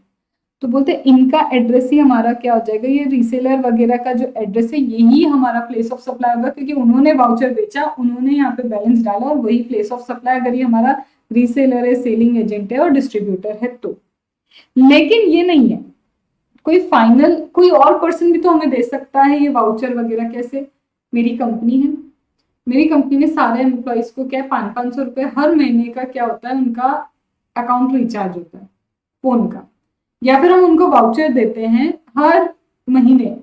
तो ना तो मैं वाईफाई भी लगवा के देती हूँ, मेरी कंपनी क्या है एम्प्लॉइज को वाईफाई भी लगवा के देती, पर ये जो पर्सन है, क्या मैं रीसेलर हूँ, क्या मैं डिस्ट्रीब्यूटर हूँ उस वाईफाई वाले की, नहीं। तो कोई भी पर्सन अगर किसी फाइनल सब्सक्राइबर को देगा तब क्या होगा, अगर हम रीसेलर से ले रहे हैं, एजेंट से ले रहे हैं, तब तो आपने बोला उसका address he place of supply. But अगर ये कोई और पर्सन हुआ तो तब आप देखो कि आपको एक्चुअल में ये प्रीपेमेंट कहाँ रिसीव हुआ। जहां आपको ये प्रीपेमेंट रिसीव हुआ मान लेना वही आपका क्या हो गया प्लेस ऑफ सप्लाई। तो जहां प्रीपेमेंट रिसीव हुआ वही जगह आपका क्या है प्लेस ऑफ सप्लाई है। डन। देन इसके बाद आते हैं हम मैम इसके अलावा कोई और केस, और कोई भी केस हो आपने नहीं दिया या फिर क्या है ये रीसेल वाला नहीं, इसके अलावा कोई भी केस आ जाए तो बोलते हैं इसके अलावा कोई भी अगर केस आ जाए जैसे आप ऑनलाइन पेमेंट करते हो, ऑनलाइन पेमेंट के थ्रू क्या करते हो आप बिल भरते हो, ऑनलाइन पेमेंट के थ्रू आपका क्या करते हो रिचार्ज कराते हो। तो अगर आप ऑनलाइन पेमेंट के थ्रू करते हो तो आप रिसिपिएंट का एड्रेस देख लो। अब यहाँ पे इन किसी भी केस में क्या होगा एड्रेस ऑफ द रिसिपिएंट होगा। मैम अगर मेरे पास एड्रेस ऑफ द रिसिपिएंट नहीं है तो वही तुम्हारी रिसिपिटी लाइन सप्लायर की लोकेशन। रिसिपिएंट का एड्रेस देखो कोई और केस है और रेसिपिएंट का एड्रेस नहीं है तो सप्लायर का ही जो लोकेशन होगा वही तुम्हारा क्या हो जाएगा प्लेस ऑफ सप्लाई होगा। तो या तो फिक्स्ड सर्किट होगा, तो जहां फिक्स सर्किट है फिक्स लाइन है वही place of supply. Post paid है तो एड्रेस होगा बिलिंग एड्रेस, वो तुम्हारा प्लेस ऑफ सप्लाई। प्रीपेड है तो प्रीपेड या तो सेलिंग एजेंट से लिया होगा, डिस्ट्रीब्यूटर से लिया होगा तो उनका एड्रेस प्लेस ऑफ सप्लाई। लेकिन कोई और पर्सन है तो जहां पे ये पेमेंट रिसीव हुआ प्रीपेमेंट, और कोई और ही केस है जैसे ऑनलाइन पेमेंट वगैरह तो रिसिपिएंट की लोकेशन देखो, और अगर रिसिपिएंट की लोकेशन नहीं है तो सप्लायर की लोकेशन ही क्या होगा तुम्हारा प्लेस ऑफ सप्लाई हो जाएगा। अंडरस्टूड। तो ये हो गया हमारा टेलीकम्युनिकेशन सर्विस वाला पार्ट। देन दो सर्विसेज हमारी और है। अगर मैम बैंकिंग सर्विस या फाइनेंशियल सर्विस है that include stock brokerage service, banking service and financial service that include what stock broking service to any person. अगर ये बैंकिंग सर्विस या फिर फाइनेंशियल सर्विस या फिर स्टॉक ब्रोकिंग सर्विस, में specifically ये स्टॉक ब्रोकिंग सर्विस को हाईलाइट करूँ क्योंकि जो सर्विसेज अभी आप मेरे साथ सेक्शन नंबर 12 में पढ़ रहे हो सेम सर्विसेज सेक्शन नंबर 13 में भी है, बट सेक्शन नंबर 13 में यही वाली जब सर्विस आएगी तो वहां स्टॉक ब्रोकर नहीं, वहां लिखा होगा इंटरमीडियरी। मतलब वहां पे किसी भी तरह की इंटरमीडियरी सर्विस को कवर किया है, लेकिन सेक्शन नंबर 12 में सिर्फ स्टॉक ब्रोकर सर्विस को ही कवर किया। तो अगर आप बैंकिंग फाइनेंशियल या स्टॉक ब्रोकर सर्विस किसी भी पर्सन को देते हो तो भाई बैंकिंग के केस में क्या होगा, अगर रिसिपिएंट का एड्रेस है तो वो एड्रेस, और अगर आपके पास इस रिसिपिएंट का एड्रेस नहीं है तो वही सप्लायर का एड्रेस ही आपका क्या होगा प्लेस ऑफ सप्लाई। क्योंकि बैंक में देखो लोन लेने जाओगे तो एड्रेस होगा, तब तो आपका address he place of supply है। लेकिन एटीएम से जब आप पैसा निकालते हो तो बैंक को थोड़ा पता है कितने लोग एटीएम से पैसा निकाल रहे, सबका एड्रेस नहीं होता, तब होता है लोकेशन ऑफ द सप्लायर, तो वो हो जाता है आपका place of supply. Last ma'am insurance services, बोला था ना GTO transportation of goods, transportation of passenger, insurance. Insurance registered person को दिया तो लोकेशन ऑफ सच पर्सन, और अगर ये अनरजिस्टर्ड पर्सन है तो इंश्योरेंस में किसी भी केस में ऐसा हो ही नहीं सकता कि एड्रेस नहीं हो। भाई इंश्योरेंस करवा रहे हो तो अपना एड्रेस तो दोगे ही, तो इनके पास हमेशा अवेलेबल रहेगा एड्रेस। तो location of recipient on record location जो भी है रिसिपिएंट की वो आपको चेक करके चलना होगा, that is your place of supply. Last आता है कई बार आप एडवर्टीजमेंट की सर्विसेज किसको देते हो, गवर्नमेंट को एडवर्टीजमेंट सर्विस देते हो। तो जब भी आप क्या करते हो गवर्नमेंट को कोई एडवर्टीजमेंट की सर्विस देते हो तो बहुत सारी स्टेट्स भी हो सकती है, अलग अलग स्टेट्स में आप ये एडवर्टीजमेंट की सर्विस किसको देते हो गवर्नमेंट को। तो बोलता है each of such state union territory, जहां जहां एडवर्टीजमेंट की सर्विसेज गई हैं वो हर एक स्टेट और यूनियन टेरिटरी के लिए क्या होगा प्लेस ऑफ सप्लाई रहेगा। बट उस प्लेस ऑफ सप्लाई का वैल्यू ऑफ सप्लाई क्या रहेगा, वो वैल्यू ऑफ सप्लाई यहाँ पे दिया है जिसको हम वैल्यू ऑफ सप्लाई चैप्टर में कवर करेंगे, क्योंकि यहाँ तो कुछ नहीं दिया है, बस इतना बोला है गवर्नमेंट को अगर आप एडवर्टीजमेंट सर्विस देते हो तो जिन जिन स्टेट्स के लिए आपने सर्विस दी वो सारी स्टेट अलग अलग क्या बनेगी प्लेस ऑफ सप्लाई, और हर प्लेस का वैल्यू ऑफ सप्लाई क्या होगा वो यहाँ पे इतनी बड़ी चीज ने दे के रखा है जिसको हम कवर करेंगे कहाँ पे वैल्यू ऑफ सप्लाई के चैप्टर में जहां ये रेलिवेंट है। तो सीए इंटर वालों को इसका जो एक्सप्लेनेशन है वो वैल्यू ऑफ सप्लाई में मिलेगा, सीए फाइनल वालों को भी इसका जो एक्सप्लेनेशन है वो कहाँ पे मिलेगा वैल्यू ऑफ सप्लाई के चैप्टर में, बिकॉज वहीं पे इसको डिस्कस करना रेलिवेंट बनता है।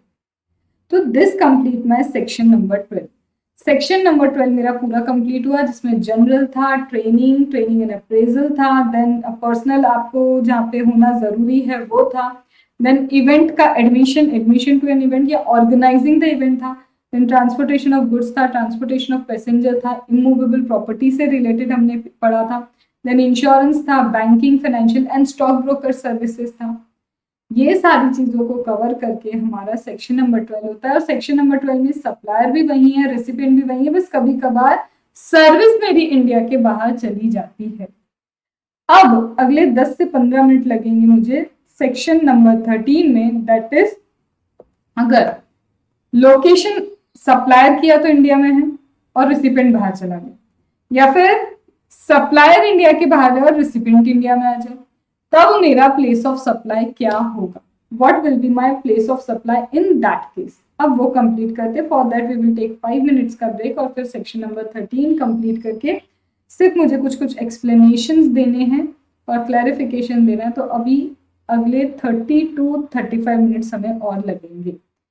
एक्सप्लेनेशन वाला पार्ट जो आगे आएगा, क्लैरिफिकेशन, वो सीए इंटर को नहीं देखना है, उनके लिए वो है ही नहीं। तो जहां मैं बोल दूंगी कि आप सी इंटर वाले यहीं से लीव कर जाओ, तो आपका मतलब सी इंटर का पूरा एक्सप्लेनेशन खत्म हो। ओके, चलो, so let us now start with section number 13। Section number 13 या तो जैसा बोला सप्लायर बाहर या फिर रिसिपिएंट बाहर होगा। अब इसका भी एक जनरल रूल है, लेकिन एज लाइक सेक्शन नंबर 12, जैसे हम सेक्शन नंबर 12 कर रहे थे तो हम बार बार सोचते थे ना, रजिस्टर्ड पर्सन को दे रहे हैं या अनरजिस्टर्ड पर्सन को दे रहे हैं, मतलब मेरा रिसिपिएंट कौन है।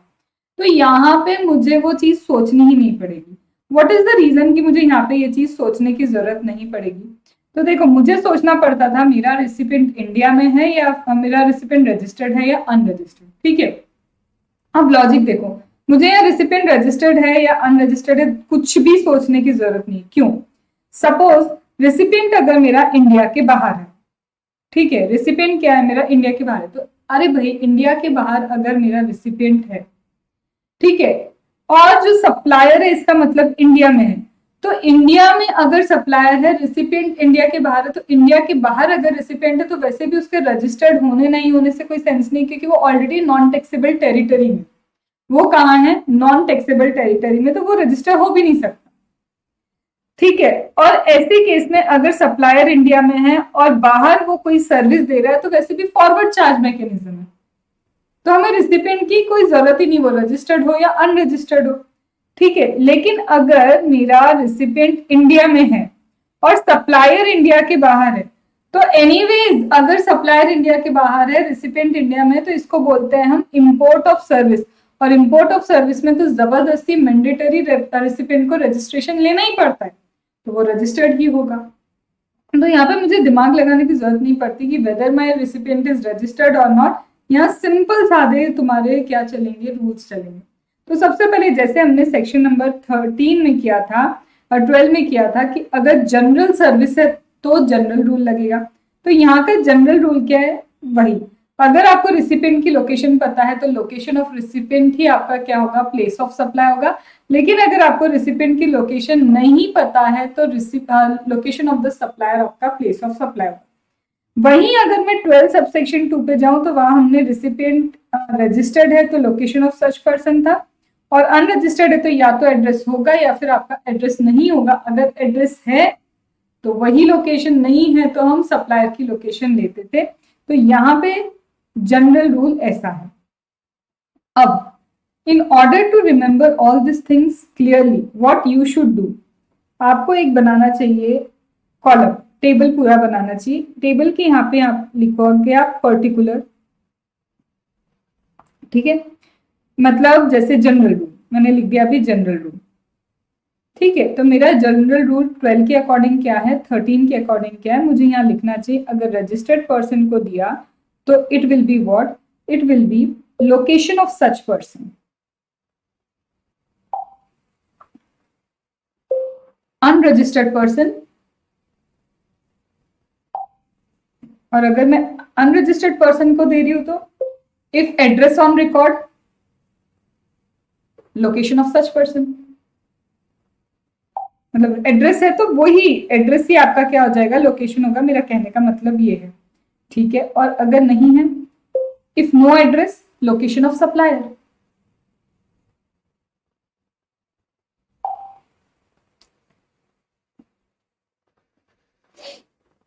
तो यहां पे मैंने क्या लिखा, 12।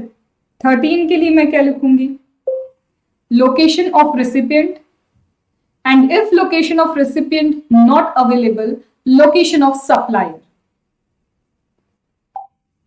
अब ये मैंने क्या कर दिया, ये मैंने ना 13 के हिसाब से एंड 12 के हिसाब से दोनों लिखते हुए चलूंगी। इसी तरह अब मेरा नेक्स्ट वाला आता है this, again it is related to what. इसको मैं सबसे लास्ट में करवाना चाहूंगी, थर्ड वाले को। पहले हम कॉमन पे आ जाते हैं जो एक्चुअल में कॉमन है। जैसे इमूवेबल प्रॉपर्टी, इमूवेबल प्रॉपर्टी वाला you have done in 12 also, और 13 में भी इमूवेबल प्रॉपर्टी और सेम है। जब मैंने 12 वाला इमूवेबल प्रॉपर्टी किया था, जब मैंने क्या किया था, 12 वाला इमूवेबल प्रॉपर्टी किया था, तो मैंने क्या बोला था, लोकेटेड और इंटेंडेड टू बी लोकेटेड, और अगर इमूवेबल प्रॉपर्टी आउटसाइड इंडिया है तो लोकेशन ऑफ रिसिपिएंट। तो बस वही लिख रही हूँ, लोकेटेड और intended to be located. If immovable property outside India,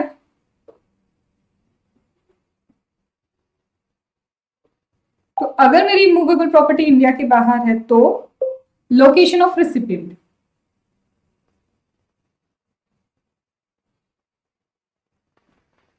तो बस ये हो गया मेरा प्लेस ऑफ सप्लाई। अब यहां पे ऐसा कुछ नहीं है, यहां सिंपल आएगा, लोकेटेड और इंटेंडेड टू बी लोकेटेड।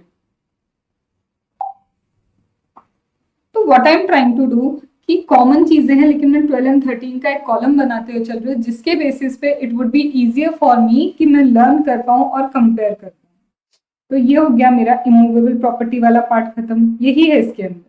और वही सारे कंस्ट्रक्शन वाली सर्विस, एकोमोडेशन वाली सर्विस, सब कुछ लेके रखा है। फिर ये सर्विस कौन सी है, एडमिशन टू एन इवेंट, यहाँ पे भी वही है, एडमिशन टू एन इवेंट। तो एडमिशन टू एन इवेंट में हम क्या लिखेंगे, तो एडमिशन टू एन इवेंट वाली service, admission to an event. ठीक है, तो ये आपकी सर्विस कॉमन में हो गई। Place where the event is held,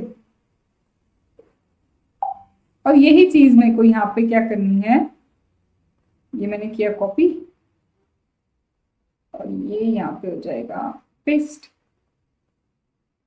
ठीक है, ठीक है, अभी वो कॉपी, ये रहा, ये पेस्ट। तो मेरा दोनों तरफ से मुझे पता है आंसर इज सेम। फिर इसके बाद क्या आता है, अगर कोई भी सर्विस एक से ज्यादा लोकेशन पे आप प्रोवाइड करते, देखो कोई भी सर्विस ऐसी होगी 2-4 कंट्री में आप प्रोवाइड कर रहे हो, उसमें से अगर एक इंडिया आता है, मैं सर्विस को चाइना में भी दे रही हूँ, यूएसए में भी दे रही हूँ, इंडिया में भी दे रही हूँ, मतलब एक से ज्यादा टेरिटरीज है, तो बोलते एक भी टैक्सेबल टेरिटरी आई तो प्लेस ऑफ सप्लाई हो जाएगा। तो मेरे लिए यहाँ टैक्सेबल टेरिटरी चाइना नहीं है, यूएस नहीं है, इंडिया है। तो एक भी मेरी टैक्सेबल टेरिटरी आई तो प्लेस ऑफ सप्लाई सबसे पहले वो लोकेशन ऑफ टैक्सेबल टेरिटरी। और फिर इस प्लेस ऑफ सप्लाई में अगर आप बहुत सारी स्टेट्स में ये सर्विस देते हो, तो फिर से या तो आपने कोई प्रपोर्शन डिसाइड किया होगा या फिर आपका कोई कॉन्ट्रैक्ट होगा, उसके बेसिस पे हम बताएंगे कि कहाँ कहाँ कितना प्लेस ऑफ सप्लाई है। यही चीज 6 और 7 में दी है, not so important, just reading needed. फिर ये मैंने बोला था कि ये आपको मिलेगा प्लेस ऑफ सप्लाई किसके रिस्पेक्ट में, बैंकिंग सर्विस किया था, फाइनेंशियल सर्विस किया था, बट यहाँ पे स्पेसिफिकली इंक्लूड किया इंटरमीडियरी सर्विस, जबकि सेक्शन नंबर 12 सिर्फ स्टॉक ब्रोकर सर्विस के बारे में बोलता है। तो बोलते हैं सर्विस बैंकिंग की हो, फाइनेंशियल हो, या फिर इंटरमीडियरी सर्विस हो, या फिर service hiring of the transportation वाले व्हीकल। अगर आप क्या करते हो, ट्रांसपोर्ट व्हीकल को हायर पे देते हो, अब इस व्हीकल में याच भी इंक्लूड होता है, कम से कम 1 मंथ तक तो ये याच आपको क्या करना होगा, देना होगा हायर पे। And this does not include aircraft, does not include vessel. यहाँ पे एयरक्राफ्ट वेसल इंक्लूड नहीं होता, यहाँ पे एयरक्राफ्ट इंक्लूड नहीं होता, वेसल इंक्लूड नहीं होता। यहाँ पे अप टू 1 मंथ अगर आपने याच हायर पे दिया है तो that is included, that is supply of service. अगर मोर देन 1 मंथ है, अप टू 1 मंथ चाहिए बस, मोर देन 1 मंथ भी यहाँ पे इंक्लूड नहीं हो रहा। तो सर्विस कौन सी है, सर्विस या तो बैंक की फाइनेंशियल इंस्टीट्यूट वाली सर्विस है, या फिर इंटरमीडियरी की सर्विस है, या फिर hiring of the means of transport that include yacht up to 1 month. Aircraft include नहीं होता इसमें, वेसल इंक्लूड नहीं होता, और मोर देन 1 मंथ भी अगर याच हायर पे दिया वो भी इंक्लूड नहीं होता। तो प्लेस ऑफ सप्लाई जैसे वहां था, यहाँ पे भी क्या है, place of supply is location of the supplier of service. लेकिन वहां पे था अगर आपको रिसिपिएंट का एड्रेस पता हो तो लोकेशन ऑफ रेसिपिएंट, और रेसिपिएंट का नहीं पता हो तो लोकेशन ऑफ सप्लायर। बट यहाँ पे या तो एक इंडिया के बाहर है, सप्लायर क्या है, इंडिया के बाहर है, तो यहाँ पे बोलते हैं कि अदर या तो सप्लायर इंडिया के बाहर होगा या रिसिपिएंट इंडिया के बाहर होगा। तो इस केस में आप सीधे क्या करो, सप्लायर को ही, जहां पे भी लोकेशन ऑफ सप्लायर है उसी को क्या बना दो, प्लेस ऑफ सप्लाई। तो अब जब मुझे लिखना है तो what should I right over here, तो यहाँ पे अब हम फिर से लिखेंगे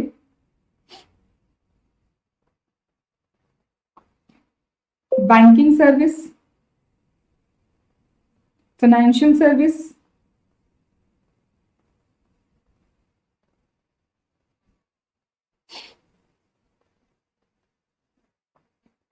स्टॉक ब्रोकरेज सर्विस। ठीक है, तो ये मेरी कवर हो गई नॉर्मल वाले में, मतलब 12 में। तो मैं यहाँ पे इसके रिस्पेक्ट में 12 में क्या लिखूंगी, if location of recipient then that location, if not available location of supply।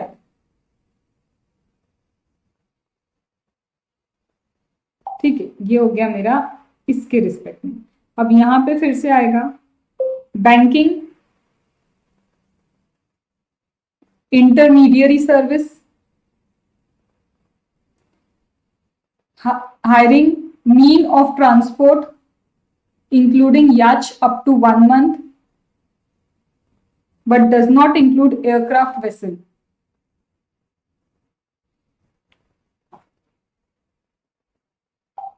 ठीक है, तो यहाँ पे एयरक्राफ्ट वेसल नहीं आता, यहाँ पे याच इंक्लूड होता है। अब इसके रिस्पेक्ट में मेरा प्लेस ऑफ सप्लाई क्या होगा, तो it is only location of the supply. तो यहाँ पे ये हो गया मेरा सेम सर्विस है, लेकिन यहाँ हो जाएगा location of the supply. Done. तो यहीं पे मैंने क्या किया, कॉमन चीजें भी लिख रही हूँ और जिसमें थोड़ा सा डिफरेंस है that I am writing over here. फिर इसके बाद आता है हमारा, ये भी किया था ट्रांसपोर्टेशन ऑफ पैसेंजर वाली सर्विस, यस वहां पे भी की थी ट्रांसपोर्टेशन ऑफ पैसेंजर। तो बोलते हैं यहाँ पे वही एम्बार्क्स ऑन कंटिन्यूस जर्नी, तो वहां पे भी था ट्रांसपोर्टेशन ऑफ पैसेंजर। रजिस्टर्ड को करोगे तो लोकेशन ऑफ सच पर्सन था, और रजिस्टर्ड नहीं है तो where they embark for continuous journey, तो वही है embarks for the continuous journey. फिर आ जाता है ऑन बोर्ड अगर सर्विस दी, तो वहां पे भी था ना, हमने ऑन बोर्ड गुड्स दिए थे। यहाँ पे बोलता है कई बार आप ऑन बोर्ड क्या दोगे, सर्विस दोगे। 12 में भी था ऑन बोर्ड आप क्या देते हो, सर्विस देते हो। तो वहां पे भी था first schedule point of departure, यहाँ पे भी है first schedule point of departure, both are same. तो दोनों ही क्या है, first schedule point of departure, और यहाँ पे भी वही सेम की सेम है, passenger embarks for continuous journey. तो अब यहाँ पे I guess you would be able to write, दोनों सर्विसेज आप लिखोगे, सामने के सामने उसका क्या लिख लोगे, प्लेस ऑफ सप्लाई, क्योंकि 12 एंड 13 में कट कॉपी पे सेम। अब आते हैं हम जो थर्ड वाली सर्विस मैंने छुड़वा के रखी थी उस थर्ड सर्विस पे।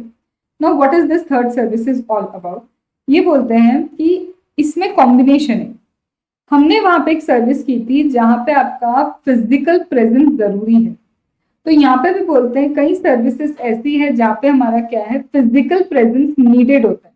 तो this are the services where my physical presence is needed.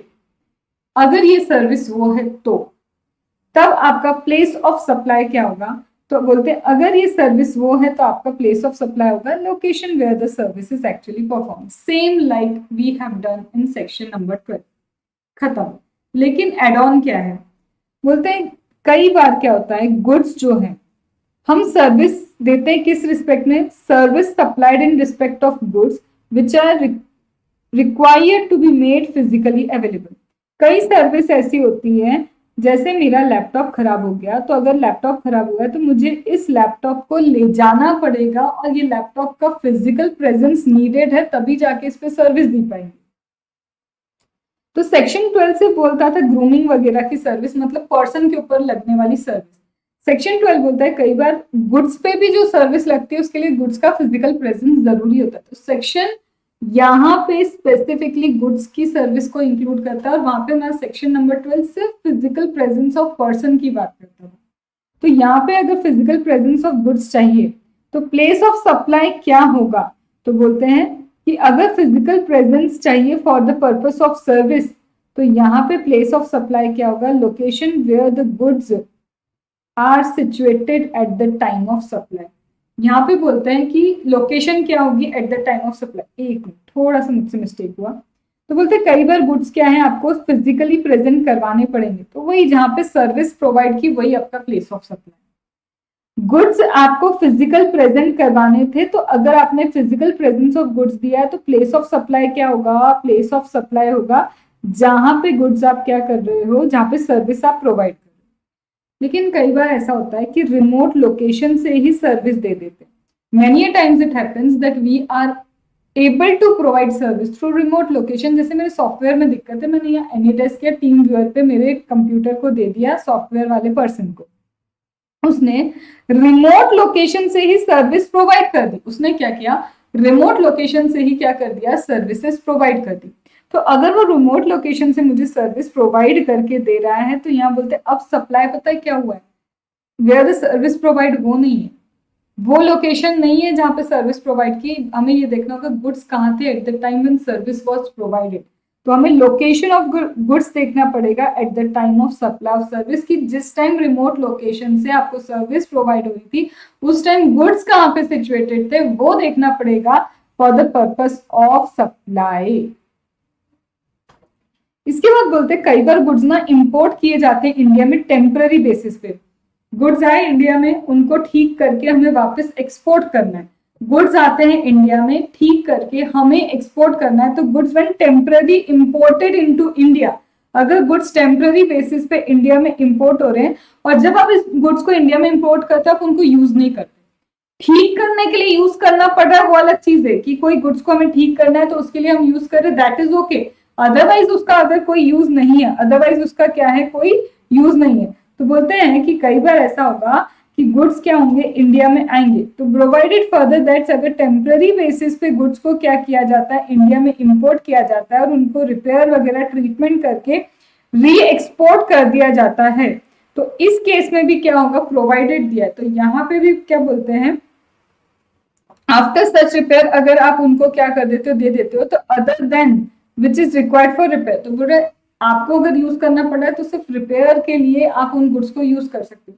तो ऐसे केस में प्लेस ऑफ सप्लाई मेरा क्या होगा, तो ऐसे केस में भी बोलते हैं प्लेस ऑफ सप्लाई क्या होगा, ऐसे केस में आपका प्लेस ऑफ सप्लाई होगा ये, where the location of goods at the where goods are situated at the time of supply of service, goods कहाँ थे at the time of service. इस केस में आप क्या देखोगे कि गुड्स कहाँ थे at the time of service. In general तो where the service is actually performed है प्लेस ऑफ सप्लाई, बट इन दो केस में remote location and temporary import, remote location and temporary import के केस में क्या आएगा, goods located at the time of या goods situated at the time of supply.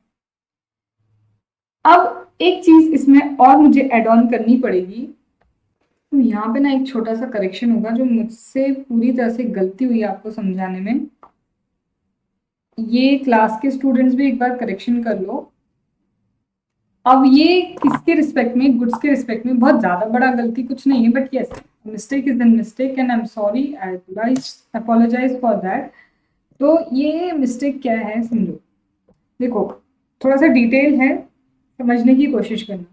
यहाँ बोलते हैं कि कई बार क्या होता है आपको सर्विस देनी होती है, ठीक है, या तो आपका सप्लायर इंडिया के बाहर होगा या रिसिपिएंट इंडिया के बाहर होगा, इसीलिए हम सेक्शन नंबर 13 की बात कर रहे हैं।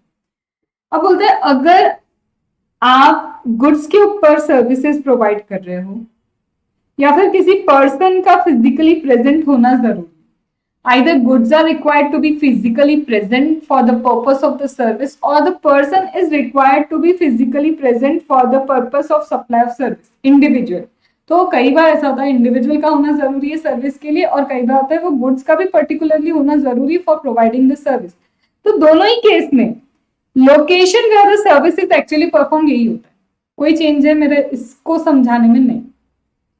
दूसरा, कई जगह ऐसा होता है मैम, रिमोट लोकेशन से सर्विसेज प्रोवाइड की जाती है, तो गुड्स कहाँ लोकेटेड थे at the time of providing service, फिर वो देखेंगे, तो ये भी कोई चेंज नहीं है।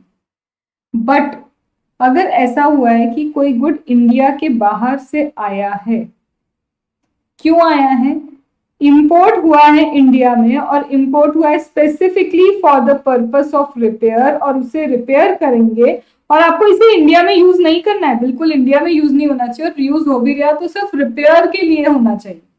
तो उसके रिपेयर वगैरह के लिए अगर इसको आप ट्रीटमेंट के लिए इंडिया में यूज करते हो तो ठीक है, अगर रिपेयर ट्रीटमेंट के लिए अगर आप इंडिया में यूज नहीं करते हो तो क्या होगा, तो बोलते देखो इंडिया में सबसे पहले आया, रिपेयर हुआ, रिपेयर होकर एक्सपोर्ट भी हो गया, तो हमने इंडिया से ही कोई गुड्स भेजे, वो सपोज करो इंडिया के बाहर जाके उतने फीजिबल नहीं रहे due to climatic condition, whatever it is, उन्होंने गुड्स हमें इंडिया वापस भेजा रिपेयर के लिए।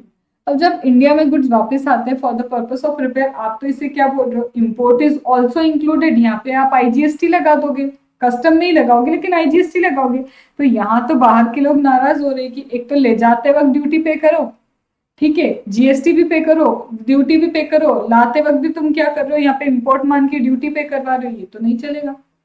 तो ऐसे में गवर्नमेंट बोलती है कि अगर रिपेयर, टेम्पररी रिपेयर के लिए गुड्स इंडिया में आते हो जिसे इंडिया में यूज नहीं किया जाता other than for the purpose of repair, तो इस पे हम जो गुड्स की लोकेशन है वो भी नहीं देखेंगे, सर्विस कहाँ एक्चुअली परफॉर्म की गई वो नहीं देखेंगे, सर्विस कहाँ पे एक्चुअली परफॉर्म की हम वो भी नहीं देखेंगे।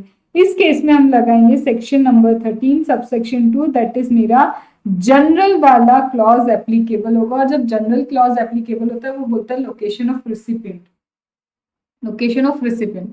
हाँ, अगर लोकेशन ऑफ रिसिपिएंट नहीं है तो सप्लायर की लोकेशन प्लेस ऑफ सप्लाई बनाएंगे, और जब रिसिपिएंट की लोकेशन होगी, सामने वाला जब आपको रिपेयर पर्पस के लिए दे रहा है उसकी लोकेशन होगी, तुम्हारे पास एड्रेस होगा, तो प्लेस ऑफ सप्लाई तो इंडिया के बाहर ही चला गया, तो जब place of supply he India के बाहर तुम्हारा चला गया, तो इस केस में बोलते हैं कि यहाँ पे हम कुछ भी अप्लाई नहीं करेंगे, यहाँ आपको सेक्शन 13 सबसेक्शन 2 क्या करना होगा, अप्लाई करना होगा, और यहाँ पे फिर जब प्लेस ऑफ सप्लाई इंडिया के बाहर चला गया तो एक्सपोर्ट, और एक्सपोर्ट तो वैसे ही क्या रहता है, इस पर टैक्स नहीं लगता, तो इस चीज को ध्यान रखना, यहाँ पे जनरल रूल एप्लीकेबल होगा, ठीक है, ये वाला क्लॉज एप्लीकेबल नहीं होगा, that is your section number 3 subsection 13 subsection 3, यहाँ बोला है provided further nothing contain in this clause will apply, इस क्लॉज का कुछ अप्लाई नहीं होगा, 13 सबसेक्शन 2 एप्लीकेबल होगा। बट मैम अगर रिपेयर पर्पस के लिए आए गुड्स और उसको इंडिया में यूज करने लग गए तो तब 13 सबसेक्शन 3 ही एप्लीकेबल होगा, अंडरस्टूड। तो मैम यहाँ पे अगर फिजिकली प्रेजेंस है तो क्या होगा, यहाँ पे रिमोट लोकेशन, और यहाँ पे इंपोर्ट करके वापस री एक्सपोर्ट करने वाला है, टेम्पररी है और उसे यूज सिर्फ रिपेयर पर्पस के लिए कर रहे हैं, तो 13 सबसेक्शन 2, एक भी चीज इसमें से गायब हो गई तो ऑटोमेटिक 13 सबसेक्शन 3 में आपका क्या हो जाएगा, कवरेज हो जाएगा, दैट वी हैव डन। और ये है हमारा section number 13 subsection, overall section 13। अब इसमें एक चीज और आती है, online information database access and retrieval service. अब ये online information database access and retrieval service क्या होता है, ऑनलाइन में पीडीएफ डाउनलोड कर सकती हूँ, ऑनलाइन में किसी ऐप को डाउनलोड कर सकती हूँ, तो ऑनलाइन इंफॉर्मेशन डेटाबेस का एक्सेस करना, उसको डाउनलोड करना, यहाँ पे थोड़ा बहुत मैनुअल इंटरवेंशन चाहिए, यहाँ पे क्या चाहिए, थोड़ा बहुत मेरा क्या चाहिए, मैनुअल इंटरवेंशन चाहिए। तो बोलते हैं कि जहां पे भी आप online information database access and retrieval services लेते हो, ऑनलाइन ऐप डाउनलोड करना है आप कर लोगे, तो ये थोड़ा बहुत manual intervention is okay, but totally किसी पर्सन पे डिपेंड नहीं कर रहा है, तो वहां पे प्लेस ऑफ सप्लाई होगा लोकेशन ऑफ रिसिपिएंट, वहां आपका प्लेस ऑफ सप्लाई क्या माना जाएगा, वो प्लेस ऑफ सप्लाई होगा आपका location of recipient of service, जो सर्विस रिसीव कर रहा है। देखो मुझे अगर क्लास पढ़ानी है, ऑनलाइन क्लास मुझसे तुम पढ़ सकते हो, लेकिन क्लास टोटली एक मैनुअल इंटरवेंशन पे डिपेंडेंट है, अगर मैं क्लास में नहीं आई तो क्लास नहीं चलेगी। बट एप्लीकेशन ऑनलाइन डाउनलोड करने के लिए तुम नहीं होगे, कोई और भी होगा, बस वो बटन दबा देगा डाउनलोड का, वो डाउनलोड हो जाएगी।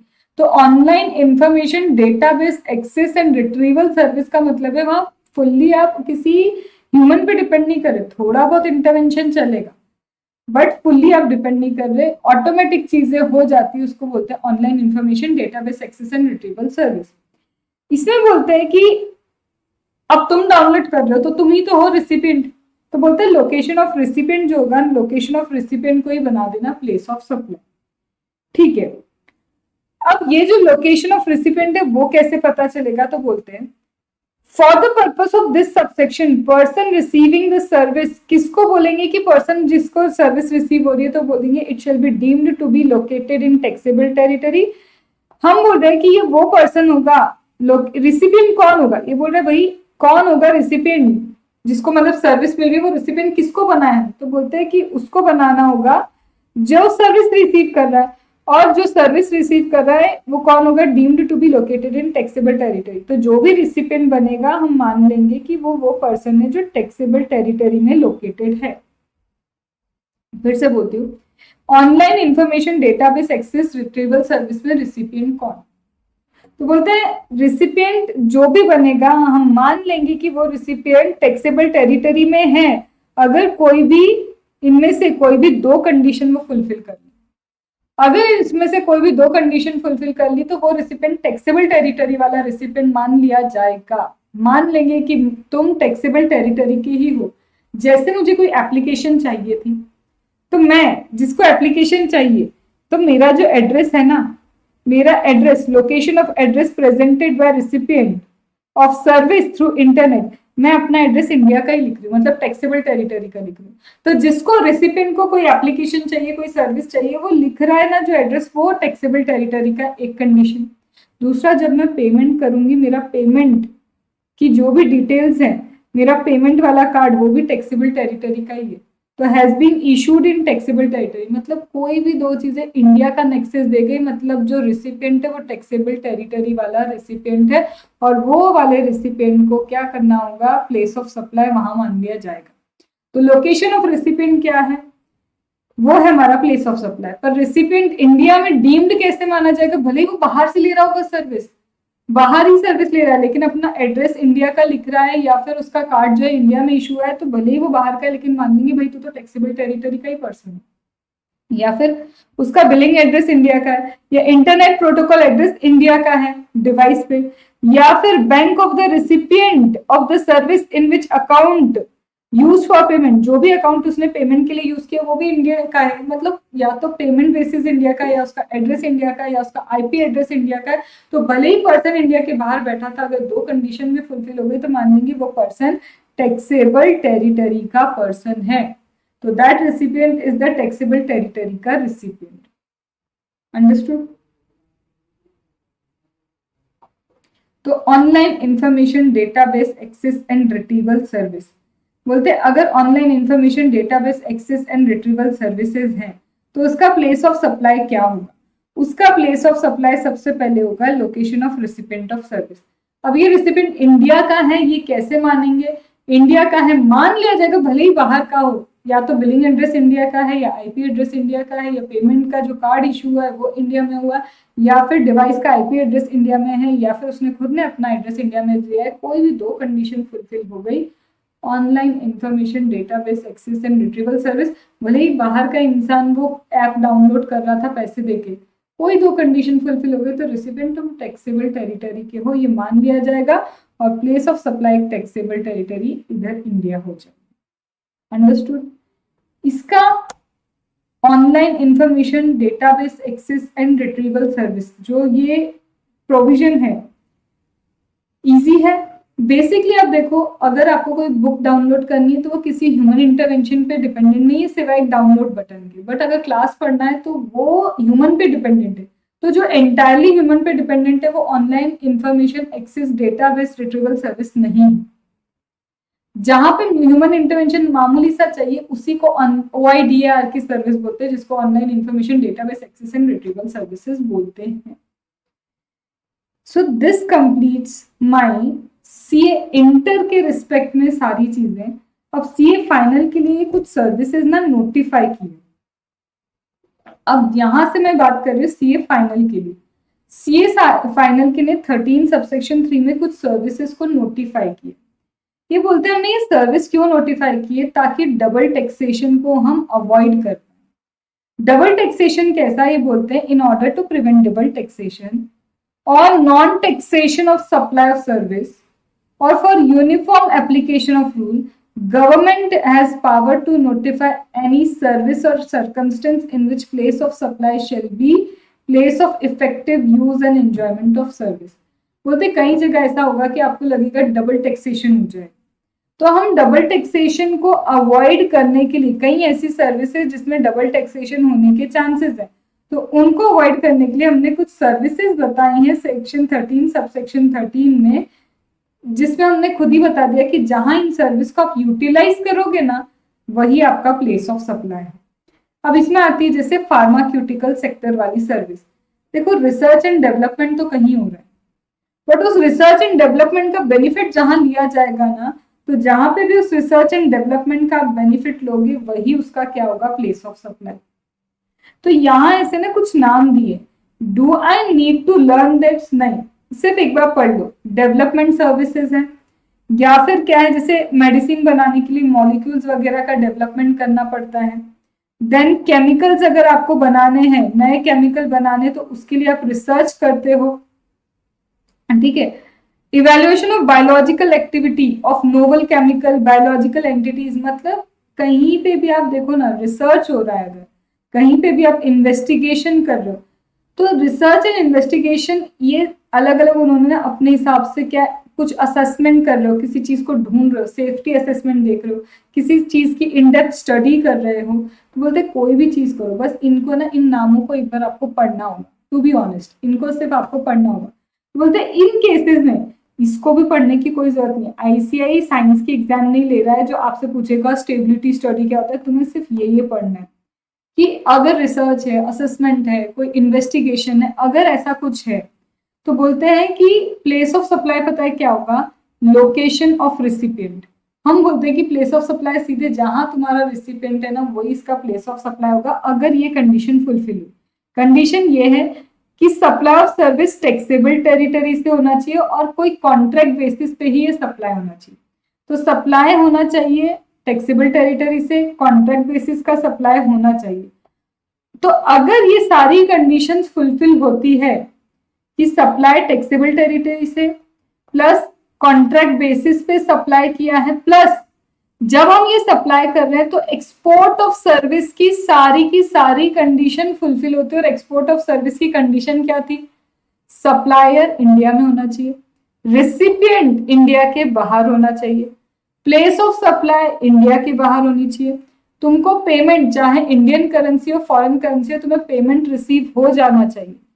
तो एक्सपोर्ट ऑफ सर्विस की भी सारी कंडीशंस अगर फुलफिल होती हैं, प्लेस ऑफ सप्लाई, तो तुम्हारा लोकेशन ऑफ रिसिपिएंट जो होगा वही प्लेस ऑफ सप्लाई होगा, ये सारी सर्विसेज में, ताकि हम डबल टैक्सेशन अवॉइड करें।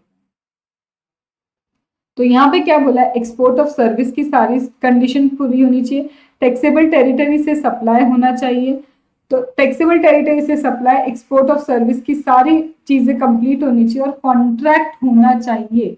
अगर ये सारी चीज होती है, तो चाहे आप टेस्टिंग करो या फिर ड्रग की टेस्टिंग करो, नया केमिकल बनाओ, कुछ भी करो, रिसर्च करो, असेसमेंट करो, इन सब केस में आपका जो प्लेस ऑफ सप्लाई होगा, जहां एक्चुअली एंजॉयमेंट होता है, मतलब रिसिपिएंट जहां पे है, लोकेशन ऑफ रिसिपिएंट ही क्या रहेगा, आपका प्लेस ऑफ सप्लाई रहेगा। अंडरस्टूड? तो वही लिख के रखा है, लोकेशन ऑफ रिसिपिएंट ही आपका क्या होगा, प्लेस ऑफ सप्लाई होगा। बस कंडीशन ये सारी फुलफिल होनी चाहिए। अगर इनमें से मैम एक भी कंडीशन पिट जाती है, तो आप जनरल रूल पे आ जाओ। जनरल रूल मेरा 13 सबसेक्शन 2 उसके ऊपर आ जाओ। अंडरस्टूड? तो this is with respect to overall section number 13 that we have completed. अब इसके बाद ना यहाँ पे एक चीज और दी है, कई बार क्या होता है, एयरक्राफ्ट और एयरक्राफ्ट के इंजन से रिलेटेड मेंटेनेंस एंड रिपेयर की सर्विस भी देनी पड़ती है। तो उस केस में भी आपका प्लेस ऑफ क्या सप्लाई क्या होगा, location of recipient of service. तो अगर एयरक्राफ्ट इंजन से रिलेटेड मेंटेनेंस रिपेयर की सर्विसेज दे रहे हो, तब भी recipient, location of recipient of the service ही आपका प्लेस ऑफ सप्लाई होगा। सिमिलरली अगर आप शिप के लिए या वेसल के लिए भी ये सर्विसेज दे रहे हो, तो भी क्या होगा, लोकेशन ऑफ रिसिपिएंट जो होगा वही आपका प्लेस ऑफ सप्लाई होगा। तो इन शॉर्ट, अगर आप रिपेयर एंड मेंटेनेंस की service, business to business repair maintenance की सर्विस, चाहे एयरक्राफ्ट के लिए करो, वेसल के लिए करो, या फिर किसके लिए करो, आप एयरक्राफ्ट के लिए करो या वेसल के लिए करो, अगर ये बिजनेस टू बिजनेस है तो लोकेशन ऑफ रिसिपिएंट। अगर मैम ये बिजनेस टू बिजनेस नहीं है तो आप फिर पहुंच जाओगे जनरल रूल पे। ठीक है, अब जनरल रूल आपका कौन सा है, 13 सबसेक्शन 2 वाला। अब कुछ ना कुछ मामूली से क्लैरिफिकेशन दिए हैं प्लेस ऑफ सप्लाई के रिस्पेक्ट में। तो ये क्लैरिफिकेशन के रिगार्डिंग एक 30 मिनट का आपको अलग वीडियो देती हूँ मैं स्पेसिफिकली, क्योंकि ये सिर्फ सीए फाइनल के स्टूडेंट्स के लिए। तो यहाँ तक आपका ओवरऑल प्लेस ऑफ सप्लाई का रिवीजन मैंने कंप्लीट किया है और सीए इंटर के रिस्पेक्ट में थोड़ा स्लो चल के आपको फिर से समझाया है। So tomorrow you will find CA final वालों, तुमको इसका क्लैरिफिकेशन वीडियो मिलेगा और hardly it would be of 30 minutes. ज़्यादा कुछ है नहीं इसके अंदर, इतना छोटा सा है, ये इतना सा इसका क्या है क्लैरिफिकेशन है जो इजी है बहुत। तो that you will find in another video. तो with this place of supply CA final का भी हमने रिवीजन लेक्चर क्या किया यहाँ पे कंप्लीट किया। कोई भी डाउट हो कमेंट बॉक्स में आप पूछ सकते हो, और क्लास के स्टूडेंट्स तो क्लास में पूछ ही सकते हैं। ओके, चलो बाय बाय।